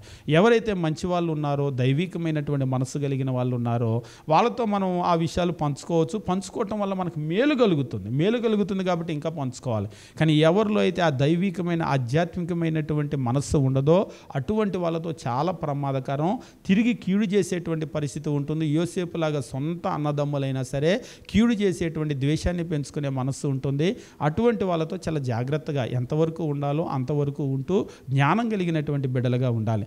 క్రీస్తు ప్రభు కూడా మనకు తెలియజేస్తూ ఉంటాడు, మనం పాముల వలె వివేకులుగా ఉండాలి. మీరు పామును ఎప్పుడైనా సరే గమనించారా? పాము ఏం చేస్తుంది? మీరు ఎప్పుడు చూడండి, పాము కనబడగానే బుస్సని అది పడగెత్తదు. పాము 99% అక్కడి నుంచి ఎస్కేప్ అయిపోవటానికి చూస్తుంది. మీరు ఏ పామునైనా చూడండి, 99% పాము అక్కడి నుంచి తప్పించుకొని పోవటానికే చూస్తుంది. ఇక తప్పించుకొని వెళ్ళే మార్గం లేదు, కాంట్ బట్ అన్నప్పుడు మాత్రమే అది తన్ను తాను రక్షించుకోవటానికి పడగెత్తుతుంది. కానీ అది తన్ను రక్షించుకోవటానికి తప్ప ఎదుటి వాళ్ళని చంపేలిపోదామని చెప్పేసి ఎప్పుడు పడగెత్తదు. అందుకనే పాముకి ఏమాత్రం అవకాశం ఉన్నా, మీరు పాము యొక్క స్వభావాన్ని చూసినట్లయితే పాము ఎప్పుడు కూడా చూడండి, ఇక్కడే ఉందంటే ఎక్కడో నక్కిద్ది, ఎక్కడికో వెళ్ళి దాక్కుంటుంది. అంటే అది తప్పించుకొని పోతుంది యుక్తిగా. క్రీస్తు ప్రభు అంటాడు, పాముల వలె వివేకులుగా ఉండండి, పావురం వలె నిష్కపటులుగా ఉండండి. మనం ఎవ్వరికీ కూడా హాని చేయాల్సిన అవసరం లేదు. కానీ but at the same time మనకి ఇతరులు హాని చేయకుండా మనం తప్పించుకోవాల్సిన బాధ్యత మన మీద ఉంది. వాళ్ళు అలా చేశారు, వీళ్ళు ఇలా చేశారు అని కాకుండా నువ్వు ఇతరుల వల్ల హాని కలగకుండా నిన్ను నువ్వు తప్పించుకోవాల్సిన విజ్ఞత నీకుంది. దేవుడు ఆ బాధ్యత నీ మీద పెట్టాడు. పాముల వలె వివేకులుగా ఉండండి అని. ఎదుటి వాళ్ళని ఎప్పుడు కూడా అంచనా వేసుకుంటూ ఉండాలి. వీళ్ళేంటి, వీళ్ళ మనస్సు ఏంటి, ఒకవేళ వీళ్ళతో ఈ మాట చెప్తే ఎక్కడ వరకు వెళ్తుంది, వీళ్ళకి విషయాలు చూపిస్తే ఎక్కడ దాకా వెళ్తుంది, వీటిని ఎప్పుడు కూడా జాగ్రత్తగా క్యాలిక్యులేట్ చేసుకుంటూ ఉండాలి. క్యాలిక్యులేట్ చేసుకొని మనుషుల మనస్తత్వాలను మనం అంచనా వేసుకొని చాలా జాగ్రత్తగా వాళ్ళతో ఆచితూచి వ్యవహరించాలి. రేపు నష్టం కలిగింది అంటే దానికి బాధ్యత మనమే. దేవుడు ముందే చెప్పాడు, లోకం మనం అనుకున్నట్లుగా ఉండదు, అందరూ మంచి వాళ్ళు ఉండరు. ఇవాళ చాలామంది పరిస్థితి ఏంటంటే ప్రార్థనలకు వచ్చి వెళ్తున్నారు కానీ చాలా విషయాలు నేర్చుకోవటం లేదు. మనకు తెలుగులో చెప్తూ ఉంటారు, చేతులు గాలేక ఆకులు పట్టుకోవటం అని. అంతా అలా అయిన తర్వాత మంచోడని నమ్మి అంతా చెప్పానండి ఇలా చేశారంటారు. అసలు నువ్వు ఎందుకు నమ్మావు, ఎందుకు చెప్పావు అదంతా? అనుకున్నాను అనుకోవద్దు, దేవుడు చెప్తున్నాడు కదా, నువ్వు క్యాలిక్యులేట్ చేసుకో. మాకు బైబిల్ నేర్పినటువంటి ఒక పెద్ద ఆయన ఉండేవాడు. ఆయన ఎప్పుడు ఎక్కడికి వెళ్ళినా కానీ ఆయన ముందు నోరిప్పాలంటే చాలా భయం. నోట్లో నుంచి మాట వచ్చిందంటే వెంటనే మనిషిని క్యాలిక్యులేట్ చేసేస్తాడు, అంచనా వేసేస్తాడు. హృదయంలో ఉన్నదాన్ని బట్టి నోరు మాట్లాడును అంటాడు కదా. నోట్లో నుంచి మాట వచ్చిందంటే హృదయం ఏంటి అనేటువంటిది మనం ఎట్లాగైతే బట్టలను కొలుస్తామో, లీటర్స్ కొలుస్తామో అలా మనిషిని కొలిచేయవచ్చు మన నోటి మాటలను బట్టి. ఆయన దగ్గర నోరు విప్పాము అంటే మనల్ని మనం దొరికిపోయినట్టే లెక్క అన్నమాట. కాబట్టి మనుషులు అర్థమవుతారా అంటే అర్థమవుతారు. మనుషులు అర్థం కాని మనిషి ఎవరు కూడా ఉండరు. ఎట్లా అర్థమవుతారు అంటే నోరు విప్పితే అర్థమవుతారు. ఒకడు తన నోరు మూసుకున్నంత వరకు జ్ఞాని అని తలంచబడును, మూర్ఖుడైనా సరే. ఎందుకంటే ఇంకా ఆయన దొరికే అవకాశం లేదు కదా. నోరు విప్పాడు అంటే హృదయం ఏంటో అర్థమవుతుంది. కాబట్టి మీరు ఎదుటి వాళ్ళ మాటలను చాలా జాగ్రత్తగా అంచనా వేసుకోండి, మీకు అర్థమవుతారు. ప్రతి మనిషి అర్థమవుతారు. కొంతమంది నటిస్తారు కదా అని నటించేటువంటి వాళ్ళు కూడా అర్థమవుతారు.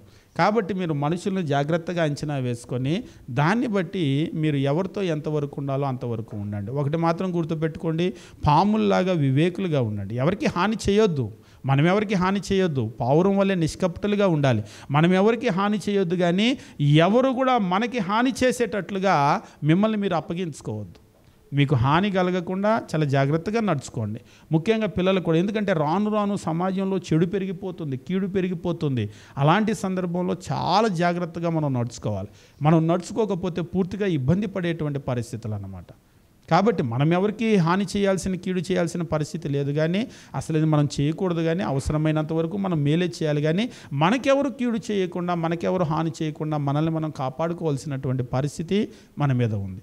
కాబట్టి మనము మన విషయాలు అందరికీ చెప్పటం అనేటువంటిది మంచిదేనా అంటే మంచిది కాదు. దానివల్ల మనం ద్వేషాన్ని పెంచుకుంటాం, సొంత కుటుంబాల్లో ద్వేషాన్ని పెంచుకుంటాం, సొంత వాళ్ళ మధ్యలో ద్వేషాన్ని పెంచుకుంటాం, అసూయను పెంచుకుంటాం.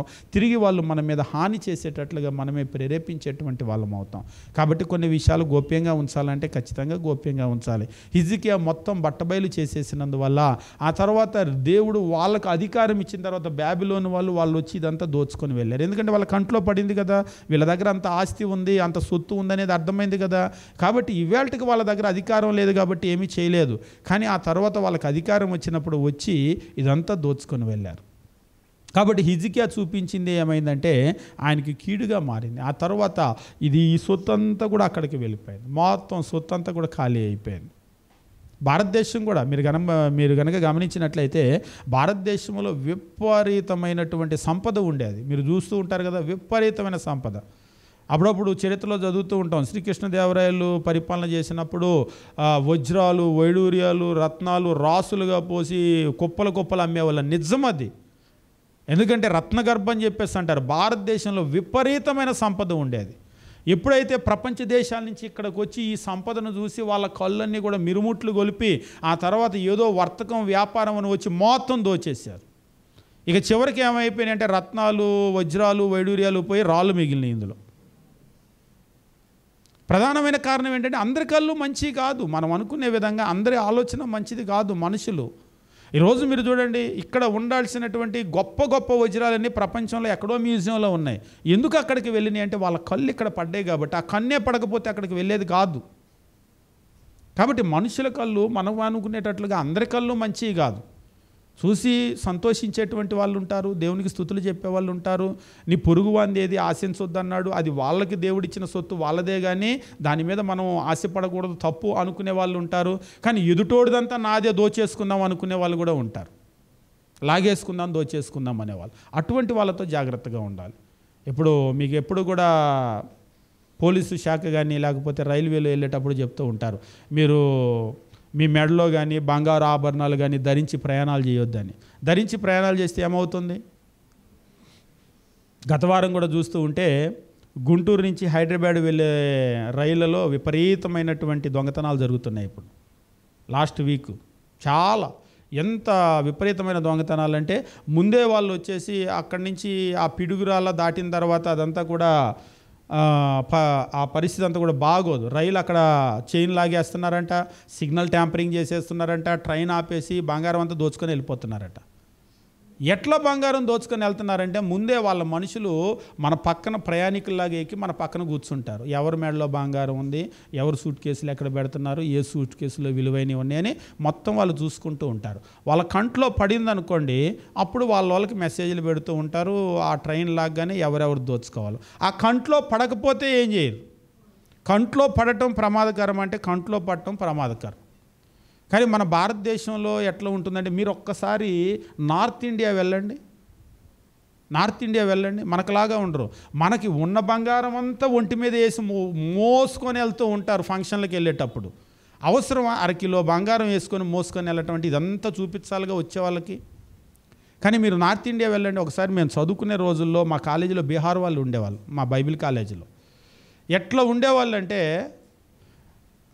మామూలు బట్టలు, పిచ్చి బట్టలు, మన లెక్కలో చెప్పాలంటే పిచ్చి బట్టలు, కాళ్ళకి పేరగాని చెప్పులు, రబ్బర్ చెప్పులు, జేబులో 1000 రూపాయల డబ్బులు ఉంటే కూడా అదే పిచ్చి బట్టలు, అదే రబ్బర్ చెప్పులు. ఒకసారి మా పక్కన అబ్బాయి ఆకుండా రే కనీసం కాళ్ళకి మంచి చెప్పులు కొనుక్కోండిరా, మంచి బట్టలు కొనుక్కోరన్న ఆయన జేబులో వేలు పెట్టుకొని తిరుగుతున్నారంటే ఆయన ఒకటే మాట అన్నాడు, మా బీహార్లో 100 రూపాయలు జేబులో ఉంటే కొట్టి లాగేసుకుంటారు, ఎప్పుడు మంచి బట్టలు వేసుకొని కనబడకూడదు జనాలకి, కళ్ళు మంచివి కాదు అన్నాడు.